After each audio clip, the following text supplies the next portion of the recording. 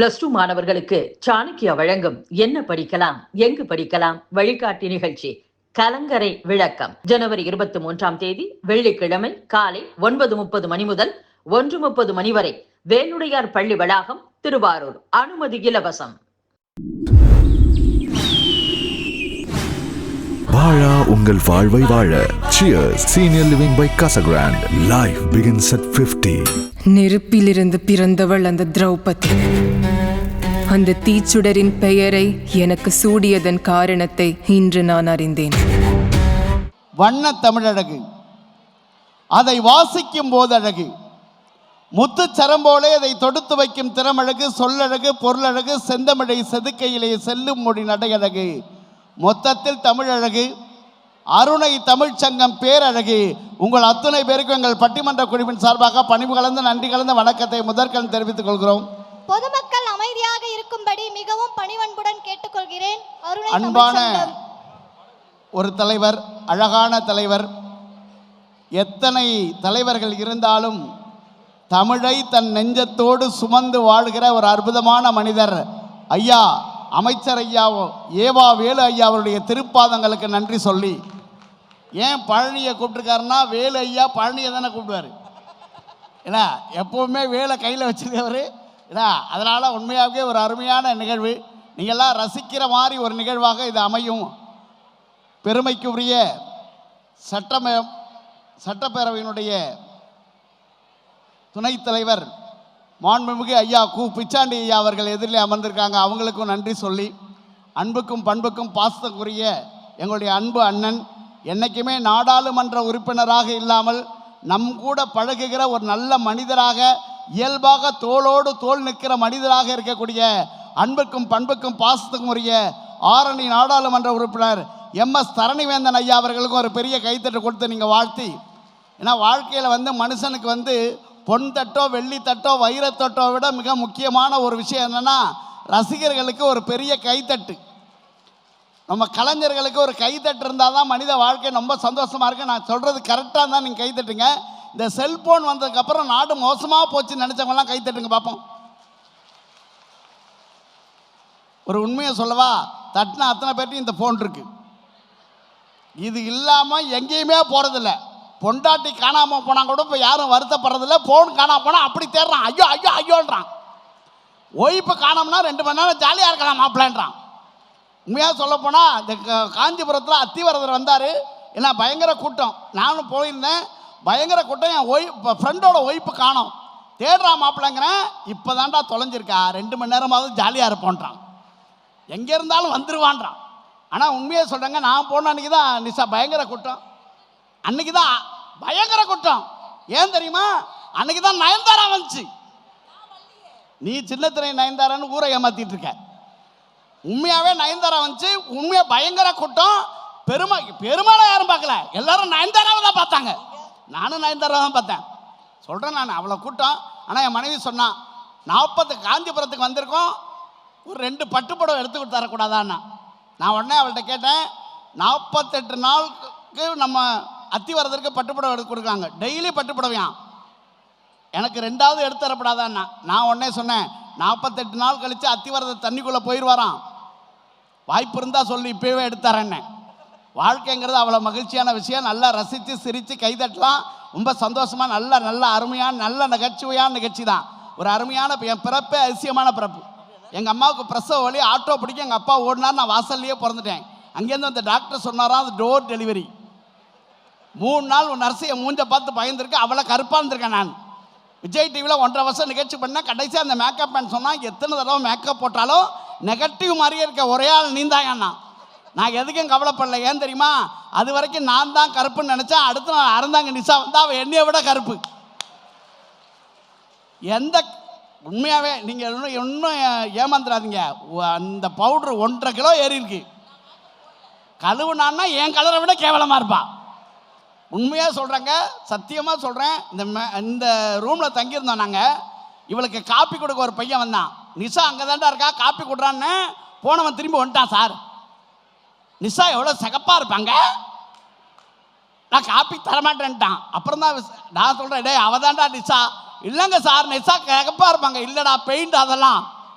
இதுதான் ஒரிஜினல் நிஷான்னு இப்போ காப்பி கொடுத்து கூட்டு வந்திருக்கோம். ரொம்ப அழகாக ரசிக்கிறீங்க, சிரிக்கிறீங்க, அது ரொம்ப முக்கியம்.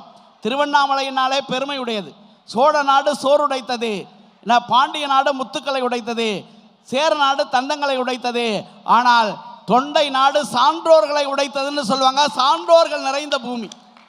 உண்மையாக சொல்லப்போனால் உங்களெல்லாம் பார்க்கும்போது மகிழ்ச்சியாக இருக்குது. அவ்வளோ மகிழ்ச்சியாக நல்லா ரசிக்கணும், சிரிக்கணும். ஏன்னா ஒரு 3 இடத்துல நம்ம உஷாராக்கணும். தேட்டருக்கு போனால் ஏற்கனவே படம் பார்த்தோம் பக்கத்தில் உட்காரப்படாது. உட்காந்தா கடைசி வரைக்கும் நம்மளை கதை சொல்லியே காலி பண்ணிட்டுவான் சார். உண்மையாகவே ஒரு யானை படம் வந்தது, கும்கின்னு. அந்த படம் பார்த்துருக்கீங்களா? படம் பார்த்தவங்க ஒரு கைத்தட்டு கொடுங்க பார்ப்போம். உண்மையாக சொல்கிறேன், அந்த யானை படம் ஃபஸ்ட்டு சீனு நான் முதல்ல போய் உட்காந்துருக்கேன். அந்த பக்கத்தில் உட்காந்துருவர் ஏற்கனவே படம் பார்த்துட்டா பிறகு ஃபஸ்ட்டு சீன்லேயே சொல்லிட்டான் அந்த யானை செத்துரும்ட்டான். அதுதான் அந்த படத்தில் கடைசி சீனு. அது எப்போ சாவும்னே நான் படம் பார்த்துருந்தேன். விளங்குமா சார்? உண்மையாகவே சொல்கிறேன், வாழ்க்கையில் ஒரு இன்னொரு இடத்துல எங்கே உட்காரக்கூடாதுன்னா வாஷ் பேஷன் பக்கம். ஒரு ஹோட்டலுக்கு போனீங்கன்னா வாஷ் பேஷன் பக்கத்தில் உட்காரக்கூடாது. ஏன்னா அங்கே ஒரு சீட்டு போட்டிருப்பான். ஏன்னா சில பேர் கை கழுவான், சில பேர் வாய் கழுவான், சில பேர் குடலையே வெளியெடுத்து கழுவான். அது 2 வரலாம் விட்டாமா நம்மளால் சாப்பிட முடியாது. இந்த மாதிரி நல்ல நகைச்சுவை நிகழ்ச்சிக்கு வந்தீங்கன்னா சிரிக்காதவங்க பக்கத்தில் உட்காரக்கூடாது. நான் ஏதாவது சொல்லி நீங்கள் சிரிச்சிட்டிங்கன்னா என்ன சொல்லிட்டேன் அந்த கருப்பண்டு சிரிக்கிற நீ சிரித்தாதான் அதுக்கு பேர் முகம், சிரிக்கணும்னா அது பேர் முகர கட்டை. மனுஷன்னா சந்தோஷமாக சிரிக்கணும் இல்லையா? வாழ்க்கையில் மிக முக்கியமான விஷயம் அதான். ஏன்னா எவ்வளோ டென்ஷன், வாழ்க்கையே டென்ஷன் தானே சார். உடனே தமிழில் உண்மையாக சொல்லப்போனால் திருவண்ணாமலைக்கு இருக்கிற பெருமை மாதிரி உலகத்தில் வேறு எங்கேயும் இல்லை இல்லைங்களா? எல்லா ஞானிகளும் உரைகிற ஒரு இடம் எதுன்னா அது திருவண்ணாமலை என்கிற அற்புத பூமி. திருவண்ணாமலைங்கிற அற்புத பூமி. இன்றைக்கும் வந்து பாருங்கள், நினைத்தாலே முக்திம்பாங்க இல்லைங்களா? நினைத்தாலே முக்தியாக இருக்கக்கூடிய திருவண்ணாமலைக்கு கூட்டம் பயங்கரமாக வருது. ஒரு தென் திருப்பதி மாதிரி ஆயிட்டு திருவண்ணாமலை. அவ்வளோ கூட்டம் வருது. பௌர்ணமின்னு பார்த்தா உண்மையாக சொல்லப்போனால் பௌர்ணமிக்கு நாங்கள் 2 அமாவாசை வந்திருக்கோம். அதனால் அவ்வளோ பௌர்ணமி வருது. ஆனால் உண்மையாக பௌர்ணமிக்கு அவ்வளோ கூட்டங்க. ரொம்ப மிக முக்கியமான இந்த பொங்கல் திருவிழாவை ஒரு தமிழர் திருநாள் நல்லா யோசிச்சு பாருங்கள். இஸ்லாமியர்கள் கொண்டாடுகிறது ரம்ஜான், இந்துக்கள் கொண்டாடுவது நம்முடைய தீபாவளி, ஆனால் கிறிஸ்தவர்கள் கொண்டாடுவது கிறிஸ்மஸ். ஆனால் தமிழர் கொண்டாடுகிற ஒரே பண்டிகை பொங்கல் திருவிழா தான். ஒரு பொங்கல் பானையை பார்த்தீங்கன்னா பஞ்சபூதத்தின் கலவை மாதிரி இருக்கும். பாருங்க, மண்ணில் பிசைஞ்சி, மண்ணில் தண்ணியை ஊற்றி பிசைஞ்சி, நெருப்பில் காட்டி, காற்றுல காய வச்சு, ஆகாயத்தை நோக்கி பொங்கல் வைக்கிற ஒரே மனிதன் தமிழருடைய திருவிழா. தமிழன் பொங்கலை கூட பஞ்சபூதங்களின் கலவையாக தான் வச்சான். உண்மையை ஒன்று சொல்லவா?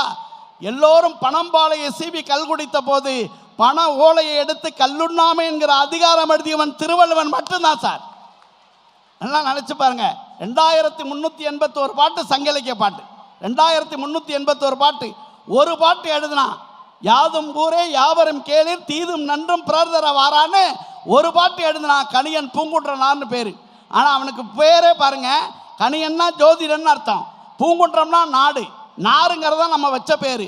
பேரே இல்லாத ஒரு மனிதன் ஒரு பாட்டு எழுதி 2000 வருஷத்துக்கு மேல் வாழ்கிறான்னா அது தமிழனுடைய மிகப்பெரிய சாதனை. இன்றைக்கும் பாருங்க, அந்த கன்னியாகுமரியில் கொண்டு போய் கலைஞர் பெருமான் அவர்கள் நம்ம திருவள்ளுவர் சிலையை வச்சார். அப்போ நிறைய பேர் கேட்டாங்க, ஏன் மதுரையில் வைக்கக்கூடாதா, திருச்சியில் வைக்கக்கூடாதா, கோயம்புத்தூரில் வைக்கக்கூடாதான்னு. கலைஞர் ரொம்ப அழகாக ஒரு பதில் சொன்னார். வடக்கே ஒரு இமயமலை இருக்கிறது, தெற்கே ஒரு இமயமலையை வைக்க வேண்டும் என்று நினைத்தோம், வள்ளுவனை கொண்டு போய் கன்னியாகுமரியில் வைத்தோம்னு சொன்னார். அப்படி தமிழுக்காக வாழ்கிற மக்கள் இந்த திராவிடர் கழகம். உண்மையாகவே தமிழை போற்றுகிற மாடல் இந்த திராவிட மாடல் இல்லையா? அதனால தான் வாழ்க்கையில் என்றைக்குமே தமிழையும் நேசிக்கிற ஒரு கட்சியாக இந்த சமுதாயம் இருக்கிறது. அதனால் நீங்களாம் பார்க்கும்போது ரொம்ப சந்தோஷமாக இருக்குது. இவ்வளோ பெண்கள் இருக்கீங்க, நான் சொல்கிறது கரெக்டாக இருந்தால் கைத்தட்டுங்க. வெள்ளிக்கிழமை செவ்வாய்க்கிழமை எங்கள் வீட்டுக்காரக்கால தொட்டு கும்பிட்டுட்டு தான் நான் சமைக்கவே ஆரம்பிப்பேன் அப்படிங்கிற ஒரு அக்கா கைத்தட்டுங்க பார்ப்போம். ஒரு அக்கா, நான் பெண்களை கேட்டேம்மா, ஒரு அக்கா சொல்லுது, எங்க நடக்குது இது அப்படியே தொட்டு கும்பிட்டாலும். ஆனால் என் மனைவி அப்படி இல்லை தம்பி, என் மனைவி அப்படி இல்லைங்க ஐயா, சத்தியமாக சொல்கிறேன். பச்சைபாஸ் காலேஜில் என் மனைவி 1.5 லட்ச ரூபா சம்பளம் வாங்குறா, பேராசிரியர் இருக்கா, சங்கீதான்னு பேர். போன வாரம் சனிக்கிழமை என் காலில் வந்து வந்தான். பயபக்தி. இன்ன வரைக்கும் 18 வருஷம் ஆச்சு கல்யாணம் ஆகி, இன்னமும் அதே பயபக்தியோட மாமா மேலே இருக்கியேன்னு ஒரே வரி தான் சொன்னான். சனிக்கிழமை சனீஸ்வரன் கோயிலுக்கு போகலான்னு நினச்சேன், அங்கே போய் விழுந்துறதுக்கு உங்கள் ஆள்லேயே விழுவலான்னு. இப்போ உங்களை கைத்தட்ட சொல்லி கேட்டேன் நான். நான் அவமானப்பட்டா உங்களுக்கு அவ்வளோ சந்தோஷம். ஆனால் அதுக்காக அவளை தப்பாக நினைக்க மாட்டேன். 6 பவுனுக்கு தங்க சங்கிலி போட்டிருக்காங்க, அதில் 3 பவுன் டாலர், அதில் காஞ்சி காமாட்சி படம் கிடையாது, மதுரை மீனாட்சி படம் கிடையாது, காசி விசாலாட்சி படம் கிடையாது, சாட்சாத் என் படத்தை போட்டிருக்கா. இப்போ கை தட்ட மாட்டீங்களா? அவ்வளோ லவ். அப்படி தான் நினச்சி நானும் போன வாரம் கேட்டேன். ஒரே வரியில் சொன்னான், இதை போட்டதுக்கு அப்புறம் தாண்டா காற்று கருப்பு பேய் பிசாத்து எதுவும் அண்ட மாட்டுது, காவல் தெய்வமாக இருக்கேன். அது டாலர் ஓமனை விட்டு வாங்கிக்க. நீ திருவண்ணாமலை தான் கல்யாணமே பண்ணிருக்கேன் எனக்கு. நான் ஆனால் உண்மையாகவே சொல்கிறேங்க, ஒரு குடுகுடுப்புக்காரன் உங்கள் வீட்டு வாசலுக்கு வந்தால் எவ்வளோ காசு போடுவேன்?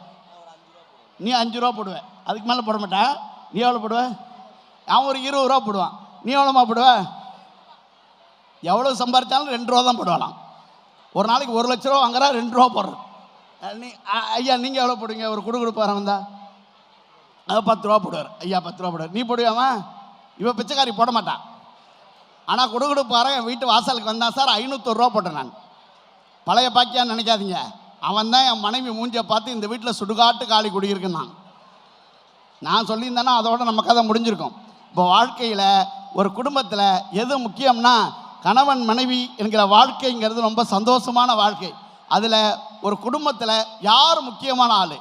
ஒரு குடும்பத்தின் வெற்றிக்கு காரணம் ஆண்களின் உழைப்பா பெண்களின் பொறுப்பா என்கிற ஒரு அருமையான கேள்வியை இன்னைக்கு கேட்டிருக்கோம். அதை பேசுறதுக்கு 4 பேச்சாளர் பெருமக்கள் வந்திருக்காங்க. அமைதியாக அமர்ந்து பட்டிமன்றத்தை கேட்டுக்கொள்கிறோம். தயவு செய்து பொதுமக்கள் அமரவும். அந்த ஸ்நாக்ஸை கொஞ்சம் கொடுக்கறத நிறுத்திட்டீங்கன்னா நிறுத்துங்க, யாரும் கொடுக்காதீங்க. பொதுமக்கள் தயவு செய்து தங்கள் இருக்கையில் அமரும்படி கேட்டுக்கொள்கிறோம். பட்டிமன்றம் தொடங்கிவிட்டது. பொறுப்பாளர் என்ன பண்றீங்க பாருங்க. வாங்க வாங்க வாங்க, ஒன்றும் பிரச்சனை. வாழ்க்கைங்கிறது அதான் மிக முக்கியமான விஷயம். அப்போ ஒரு குடும்பத்தினுடைய மகிழ்ச்சி என்பது யார்கிட்ட இருக்கு? ஆண்களின் உழைப்புல இருக்கா, பெண்களுடைய பொறுப்புல இருக்கா அப்படின்னு ஒரு எளிமையான கேள்வியை கேட்டிருக்கோம். ஆண்களுடைய உழைப்புல தான் இருக்கு என்று பேசுவதற்காக 2 பேர் வந்திருக்காங்க. நான் உங்களுக்கு அறிமுகப்படுத்துகிறேன். நல்லா சிக்கனம் பார்க்காம நல்லா கைத்தட்டலாம். ஏன்னா நம்ம ஊருக்கு வந்திருக்காங்க. அருமைக்கும் பெருமைக்குரிய அன்பு தம்பி இயக்குனர், உண்மையாகவே மிக சிறப்பான நிறைய குறும்படங்களை இயக்கி இருக்கக்கூடிய அருமைக்குரிய தம்பி, மிக அழகாக பாடக்கூடிய ஆற்றல் பெற்ற பாண்டிச்சேரியிலிருந்து வருகை இருக்கக்கூடிய அருமை தம்பி, நம்முடைய அன்பு சகோதரன் இந்த ஊரில் தான் பொண்ணு எடுத்திருக்கார். ஏன்னா அதையும் நான் திருப்பி சொல்லணும், இந்த ஊரில் தான் பொண்ணு எடுத்திருக்காரு. மதன் அவர்கள் வந்திருக்கார். நல்லா கைத்தட்டலாம். அந்த பக்கம் உட்காந்துருக்க நீங்கள் நிறைய பார்த்துருப்பீங்க. நம்ம லியோனி ஐயாவுடைய அணியில் தொடர்ந்து பேசி வரக்கூடிய அருமைக்கும் பெருமைக்கும் அன்புக்கும் உரிய சகோதரர், கடலூர்லேருந்து வருகை இருக்கக்கூடிய கடலூர் தணிகைவேலன் அவர்கள். இந்த பக்கம் இருக்கவங்கள நீங்கள் பார்த்துருப்பீங்க, நிறைய நிகழ்ச்சிகளில் பண்ணியிருக்காங்க. அவங்களுடைய பெருமையை நான் சொல்கிறேன், ரொம்ப அற்புதமான பெருமை. நிறைய விஜய் டிவியில் பாரதி கண்ணம்மா அப்படின்னு ஒரு சீரியல் வந்துச்சு. அது கிட்டத்தட்ட 3.5 வருஷம் போச்சு. இவங்க போய் ஒரு 3 மாதம் நடித்தாங்க, அந்த சீரியலை மூடிட்டாங்க. அதுக்கப்புறம் ராஜா ராணின்னு ஒரு சீரியல் வந்துச்சு, அது 4 வருஷம் போச்சு.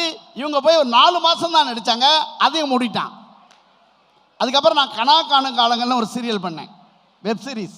1.5 வருஷம் போச்சு. அது இவங்க 1 மாதம் நடித்தாங்க, அதையும் மூடிட்டான். ஆனால் பேர் மட்டும் யோக தர்ஷினி, அவ்வளோ யோகம்.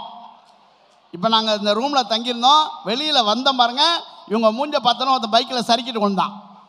சும்மா ஒரு காமெடிக்காக சொன்னேன். ஆனால் காரைக்காலிலிருந்து வருகின்றக்கூடிய அன்புக்கும் பண்புக்கும் உரிய சகோதரி காரைக்கால் யோகதர்ஷினி அவர்கள் வந்திருக்காங்க. என்ன பிரச்சனை இப்போ உங்களுக்குன்னா, இப்போ நான் உங்களுக்கு ஒரு போட்டி வைக்கிறேன். என்ன, முதல்ல நல்லா ஆண்கள் நல்லா கைத்தட்டுறீங்களா, பெண்கள் நல்லா கைத்தட்டுறீங்களா பாப்பமா? யார் நல்லா கைத்தட்டுறாங்களோ, நம்ம எம்பி தான் பக்கத்தில் உட்காந்துருக்காரு, அவர்கிட்ட 50,000 ரூபா வாங்கி உடனே கைத்தட்ட ரெடி ஆயிட்டாங்க. ஐயா, இப்போ பெண்கள்லாம் நல்லா ஜோராக கைத்தட்டுங்க பாப்பா. ஒரு புள்ள தட்டில் ஒரு அக்கா குத்துது, தட்டு 50,000 வாடி. இப்போ ஆண்கள்லாம், எங்கள் பங்காளி ஆண்கள்லாம் நல்லா ரெடியாக இருக்கீங்களா? நல்லா பெண்கள் நல்லா தட்டிட்டாங்க, ஆண்கள்லாம் ஜோராக கை தட்டுங்க பாப்பா. வர வர குரலி வித்தக்கார மாதிரி ஆயிட்டேன் நான். உங்களோட பட்டிமன்றம் பேச வைக்கிறதுக்கு நீங்கள் பாட்டில் நல்ல பப்து திங்கிறீங்க, குடிக்கிறது தான் திங்கிறீங்க. மசாலா வடையை வாயில் விட்டுக்கிட்டு ஒரு அக்கா எங்கே நான் பேசுகிறத கேட்குறது. ஆனால் உண்மையாகவே இந்த பெரியவங்க எல்லாம் நல்லா ரசிக்கிறீங்க, அப்படி ரசிக்கணும் இல்லைங்களா? உண்மையாக சொல்லப்போனால் ஒரு அருமையான சகோதரி, உங்களுக்கெல்லாம் தெரியும், ஒரு சாதாரண குடும்பத்தில் பிறந்து, ஒரு இஸ்லாமிய குடும்பத்தில், சாதாரண குடும்பத்தில் அறந்தாங்கியில் பிறந்து, இன்னைக்கு சூப்பர் ஸ்டார் ரஜினிகாந்த் அவர்கள் நடித்த ஜெயிலர் படத்தில் கூட அவர் கூட நடித்து இன்றைக்கு உலகம் முழுவதும் பெயர் பெற்றிருக்கக்கூடிய அருமைக்கும் பெருமைக்குரிய அன்பு சகோதரி அறந்தாங்கி நிஷா அவர்கள் வந்திருக்காங்க. ஒரு விஷயம் சொல்லவா, ஜெயிலர் நம்ம ரஜினி சார் இருக்கார்ல, அவர் திருவண்ணாமலைக்கு வந்தால் ஐயா பங்களாவில் தான் தங்குவார். அதை அவரே சொல்லியிருக்காரு பெருமையாக. அவ்வளோ அழகாக என்னை பார்த்துக்கிட்டாங்க, அவ்வளோ அற்புதமான இடம்னு ஐயா அவர்கள் சொல்லியிருக்காங்க. ஏன்னா வள்ளல் குணம்ங்கிறதெல்லாம் சாதாரணமாக வராது. உண்மையா சித்திரமும் கைப்பழக்கம் செந்தமிழும் நாப்பழக்கம் வைத்ததோர் கல்வி மனப்பழக்கம் நட்பும் தயையும் கொடையும் பிறவி குணம்னு சொன்னார் அவ்வை. அது பிறவியிலேயே இருக்கக்கூடிய அருமைக்கும் பெருமைக்குரிய ஐயா அவர்களுடைய திருப்பாதங்களுக்கு நன்றி சொல்லி ஒரு அருமையான வாய்ப்பை, ஏன்னா தமிழ் கேட்கிற வாய்ப்பு இல்லைங்களா, எல்லாருக்கும் தமிழ் கேட்கிற வாய்ப்பு வந்துடாது. அந்த தமிழ் கேட்கிற வாய்ப்பு, ஒரே ஒரு விஷயம் சொல்கிறேன், வாழ்க்கையில் எத்தனையோ தலைவர்கள் இருக்காங்க, எத்தனையோ தலைவர்கள் இருந்திருக்காங்க. தமிழ் அறிஞர், முத்தமிழ் அறிஞர் கலைஞர் மாதிரி ஒரு தலைவரை உலகத்தில் எங்கேயுமே பார்க்க முடியாது. எத்தனையோ தலைவர்கள் இருந்திருக்காங்க. அந்த முத்தமிழ் அறிஞர் கலைஞருடைய அற்புதமான மாணவர்களாக இருந்து உண்மையாக கூடவே பயணித்தவர்கள். அவர் சொன்ன ஒரே ஒரு விஷயத்தை மட்டும் சொல்லி நான் நிறைவு செய்கிறேன். சட்டமன்றத்தில் ஒரு முறை காளிமுத்து ஐயா கேட்குறாங்க, சட்டமன்றத்தில் கேட்குறாங்க, என்ன கேட்டாங்க தெரியுமா? தூத்துக்குடியில் மீனவர்கள் முத்தெடுக்கிறார்கள், நஷ்டக்கணக்கே காட்டுகிறது திமுக. உடனே கலைஞர் ஐயா பதில் சொன்னார், அரும்பாடுபட்டு தூத்துக்குடியில் முத்தெடுக்கிறார்கள் மீனவர்கள், அது என்னவோ நல்ல முத்தாகவே வரும் என்று எடுக்கிறார்கள், அது என்னவோ காளி முத்தாகவே வருகிறார். பதில் சொன்னால் உடனே பதில் சொல்கிற ஆற்றல் ஒரு தலைவனுக்கு உண்டென்றால் அது தலைவர் கலைஞர் என்கிற அற்புதமான மனிதருக்கு உண்டு.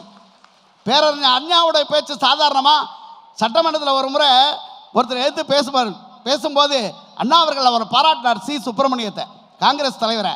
சிஎஸ்னுடைய பேச்சு இன்றைக்கு இயேசுவின் மலை பிரசங்கம் போல் அவ்வளோ அழகாக இருந்ததுனார். உடனே சிஎஸ் எந்திரிச்சு சொன்னார், இயேசுவை சிலுவையில் அறைந்தது போல் என்னையும் அறைந்து விடாதீங்கன்னார். உடனே அண்ணா எந்திரிச்சு சொன்னார், இயேசுவை சிலுவையில் அறிந்தவர்கள் எதிர்கட்சிக்காரர்கள் அல்ல, கூடவே இருந்தவர்கள் தானார். பேசுறதுக்கு அவ்வளோ அழகா பதில் சொல்லணும்னா அப்படி சொல்லுவாங்க. அந்த ஆற்றல் எல்லாருக்கும் வராது. அது சாதாரண கலை அல்ல, அது திராவிட முன்னேற்ற கழகம் பாரம்பரியம், இரவு பல்கலைக்கழகங்களாக மேடைகளை நடத்திய முறை. அதனால தான் அதில் இவ்வளோ அருமையான மனிதர்களை சந்திக்கிற நம்ம வாய்ப்பை பெற்றிருக்கிறோம். எல்லாரும் நம்ம எம்பி அண்ணாவும் கூட ரொம்ப அருமையாக பேசுவாங்க, அவருடைய பேச்சை நான் நிறைய முறை கேட்டிருக்கேன். ஆனால் நேரத்தின் அருமை கருதி சுருக்கமாக பேசினாங்க இல்லையா, அதுக்கே ஒரு பெரிய நன்றியும் வணக்கம்னு சொல்லி அண்ணன் அவர்கள் அத்தனை பேருக்கும், ஏன்னா நிறைய பேர் இருக்கீங்க, உங்களை அத்தனை பேரையும் நான் அழைத்ததாக சொல்லி நான் இந்த மேடையில் அமர்வதற்கு காரணமாக இருந்தீங்கள் அன்புக்குரிய அண்ணன் சொர்க்கோ அவர்களுக்கும் ஒரு பெரிய நன்றியும் வணக்கம்னு சொல்லி ரொம்ப பட்டிமன்றத்தை உடனடியாக தொடங்குகிறோம். குடும்பத்தினுடைய வளர்ச்சிக்கு பெரிதும் காரணம் ஆண்களின் உழைப்பா பெண்களின் பொறுப்பான்னு கேட்டிருக்கோம். ஆண்களின் உழைப்பே என்று பேச வருகிறார் அன்புக்கும் பண்புக்கும் உரிய தம்பி கலைஞர் டிவி புகழ் தணிகை வேலன் அவர்கள். உங்கள் பலத்த கரகோஷங்கள் மத்தியில்.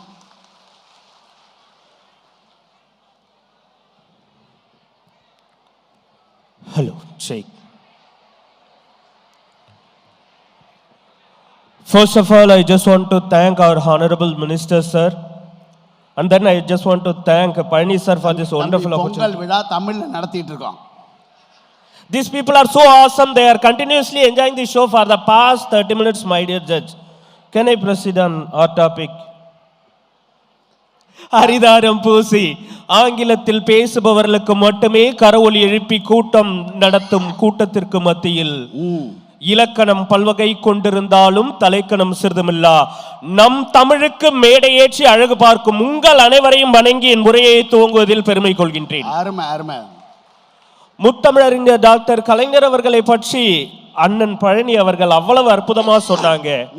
அவர் கன்னியாகுமரியில திருவள்ளுவர் சிலை வச்சதை பத்தி சொன்னாங்க. அந்த திருவள்ளுவர் சிலை வச்சதை பத்தி பத்திரிகையாளர்கள்லாம் கேட்குறாங்க, ஐயா நீங்க சென்னையில திருவள்ளுவர் சிலையை வச்சிருக்கலாம், கன்னியாகுமரியில ஏன் போய் வச்சிங்க, அதுவும் 133 அடியில ஏன் வச்சிங்க அப்படின்னு கேட்டாங்க. கலைஞர் அவர்கள் ரொம்ப அற்புதமா சொன்னாரு, 133 அடியில வச்சிருக்கேன்னு நான் நினைக்கிறீங்க, திருவள்ளுவர் சிலை வெறும் 95 அடியில தான் இருக்கும், அது கீழே இருக்கிற பீடம் மட்டும்தான் 38 அடியில இருக்கும் அப்படின்னாங்க. ஏயா மொத்தமாவே 133 அடியில வச்சுட்டு போயிருக்கலாமே, எதுக்கு 38 அடியின் மேல 95 அடிக்கு திருவள்ளுவர் சிலையை வச்சிங்க அப்படின்னு கேட்கும் பொழுது கலைஞர் அவர்கள் சொன்னது, திருக்குறளில் அறத்துப்பால் 38 இருக்கும், அந்த 38 மீது திருவள்ளுவரின் சிலையை வைத்ததற்கு காரணம் தமிழன் எப்பொழுதும் அறத்தின் மீது நின்றுதான் வாழ்க்கையை நடத்துவான் என்பதை காட்டுவதற்கு அப்படின்னார். ஒரு சிலையை வைக்கிறதுல கூட அவ்வளவு அற்புதமான திறனை கொண்டிருந்த ஆண்கள் வாழ்ந்த இந்த பூமியில ஆண்களின் உழைப்பே அப்படின்னு பேசுறதுக்கு எனக்கு ஒரு நல்ல வாய்ப்பு கொடுத்துருக்கீங்க. நடுவர்களே, பேசிக்கா சாப்பிடுறதுல இருந்து ஆரம்பிப்போம். நாம சின்ன வயசுல இருக்கும் போது நம்ம அம்மா என்ன பண்ணுவாங்கன்னா, ஒரு 5 தோசையை அடுக்கி கொண்டு வந்து தட்டுல வச்சு சாப்பிடுறா சாப்பிடுறா கிச்சன்ல இருந்து கேட்பாங்க, வேணுமா வேணுமான்னு கேட்பாங்க. ஆமா. ஆனா இன்னைக்கு பெண்களின் பொறுப்புன்னு பேச வந்திருக்க நிஷா அவர்களை பார்த்து கேட்கிறேன், என் மனைவி கிச்சன்ல இருந்து தோசை சுட்டுட்டு வரான்னா நான் ஃபேனை ஆஃப் பண்ணிடுவேன். ஏன்னா அவ கரண்டியில் எடுத்துட்டு வரும்போதே அந்த தோசை பறக்க ஆரம்பிச்சிடும். ஓடி போய் தட்டுல பிடிச்சி நின்னா நடுவர் அவர்களே, அந்த ஒரு தோசையை கிள்ளி வாயில வைக்கும் போது எங்க அம்மா 5 தோசையை சுட்டு வச்சுட்டு என்ன கேட்டாங்க, சாப்பிடுறா வேணுமா வேணுமா வேணுமா. இன்னைக்கும் பொறுப்பான என் மனைவி கேட்கறா, ஒரு தோசையை சுட்டு வச்சுட்டு கிச்சன்ல இருந்து, போதுமா என்னம்மா போதுமா, ஒரு தோசை தானம்மா, எவ்வளவு நேரம் தான் கிச்சன்ல நிக்கிறது. நீங்க யோசிச்சு பாருங்க, ஆண்கள் உழைக்கிறதுக்காக வெளியில போறாங்க, சம்பாதிச்சுட்டு வராங்க. ஒரு காலத்துல பொறுப்பான பெண்கள்லாம் ஒரு 5 கிலோ அரிசியை போட்டு கூட மாவு அரைச்சாங்க நம்ம பாட்டி அம்மாக்கள்லாம். இன்னைக்கு அவங்க அப்பா வீட்டுல இருந்து ஒரு கிரைண்டர் வாங்கி தராங்க, அதுல மாவு அரைக்கிறது இல்ல சார். 3 கல்லு வச்ச மாதிரி ஒரு கிரைண்டர் வந்திருக்காமே, அதை வாங்கி கொடுன்றீங்க. அதை வாங்கி கொடுத்தா அதுலயாவது மாவு அரைக்கிறீங்களா? அரைச்ச உடனே கவுக்குற மாதிரி டில்டிங் கிரைண்டர் வந்திருக்காமே, அதை வாங்கி கொடுன்றீங்க. அதை வாங்கி கொடுத்தா அதுலயாவது மாவு அரைக்கிறீங்களா? நீங்க தான் ஆபீஸ்ல இருந்து வரீங்கல்ல, வரும்போது பாக்கெட் மாவு வாங்கிட்டு வந்துருன்றீங்க. வாங்கிட்டு வந்தா அதுலயாவது நீங்களா தோசை ஊத்துறீங்க, நான் 2 சீரியல் பாத்துக்கிறேன், நீயே ஊத்தி எடுத்துட்டு வான்றீங்க. அன்னைக்கெல்லாம் நடுவர் அவர்களே, என் மனைவி தோசையை ஊத்தி எடுத்துட்டு வரா, பிஞ்சு பிஞ்சு இருக்குது தோசை. எனக்கு கோவம் வந்துருச்சு, ஏம்மா ஒரு தோசையை ரவுண்டா ஊத்திட்டு வர மாட்டியா, பிஞ்சு பிஞ்சு இருக்கேன்ற. ஏன் பிஞ்சு இருந்தா உன் தொண்டையில இறங்காதா, முழுசாவா முழுங்க போற? நீங்க யோசிச்சு பாருங்க, ஆண்கள் எப்பவுமே. பரவாயில்ல தம்பி, என் மனைவி ஒரு தோசை சுட்டா என்னைய விட கருப்பா இருக்கு சார். ஏன்னா தோசை என்ன வெள்ளையா இருக்கும், பொன்முருவலா இருக்கும், என்னடி என்னைய விட கருப்பா இருக்குன்னு டிவியை பார்த்துக்கிட்டே தோசை கலை திருப்பி வச்சு மாவு ஊற்றிருக்கா சார். நல்லா சரிங்க, தின்னது நான் தானே. அந்த அக்கா சொல்றது எடுபட்ட போய் அதையும் திட்டுருக்கானே. நடுவரே, ஆண்களுக்கு முதல்ல உழைக்கிற ஆண்களுக்கு சந்தேகம்ன்றதே இருக்காது தெரியுமா? மனைவிக்கு போன் பண்ணுவான், ஏமா எங்கம்மா இருக்கிற, இந்த பாருங்க எங்க அம்மா வீட்டுல இருந்து இப்பதான் கிளம்புறேன். சரிம்மா வந்துரு, போனை வச்சிருவான். இதுவே மனைவி கால் பண்றா, எங்க இருக்கிறீங்க, திருவண்ணாமலை பஸ் ஸ்டாண்ட்ல இருக்கிறம்மா. நம்ப மாட்டேன், வீடியோ கால் பண்ணு. ஏன் சார் பஸ் ஸ்டாண்ட்ல இருக்கிறதுல என்ன சார் போன் பண்ண போறான்? பஸ் ஸ்டாண்டுக்கு உள்ள இருக்கிறியா வெளியில இருக்கிறியா? ஏமா எங்க இருந்தா என்னன்னு திருவண்ணாமலைங்க வண்டியை கொண்டு போய் நேரா லாரிக்கு அடியில் விட்டா சார். அடிபட்டு மண்டையில கட்டு போட்டு வரா சார் உழைக்கிற ஆம்பளை. வீட்டுக்கு வந்தோடனே மனைவி என்ன சார் சொல்லணும்? ஐயோ ஐயோ எங்கெங்க போனீங்க, எப்படிங்க அடிபட்டுச்சு, இப்படிதானே கேட்கணும். இப்படி கேட்டதெல்லாம் 1960. இப்பவும் கேட்கறா. எப்படி கேட்கறா தெரியுமா? யாருக்கிட்ட போன்ல பேசின்னு போனியோ, யாரையாவது பார்த்துக்கிட்டே ஓட்டி இருப்ப, உனக்கு இதே ரொம்ப கம்மி, உன் வாய்க்கெல்லாம் நான் பெருசா எதிர்பார்த்தேன். சார் உழைக்கிற ஆண்கள் நீங்க யோசிச்சு பாருங்க, ஸ்கூல்ல ஃபீஸ் கட்டல அப்படின்னா அம்மாவுக்கு போன் பண்ணி சொல்றா, சார் உங்க புள்ள ஃபீஸ் கட்டலங்க. உடனே அம்மா என்ன பண்றீங்க, எங்க அவன் ஃபீஸ் கட்டலையாங்க, ஃபீஸ் கட்டுங்க அப்படின்னு போனை வச்சிடுறீங்க.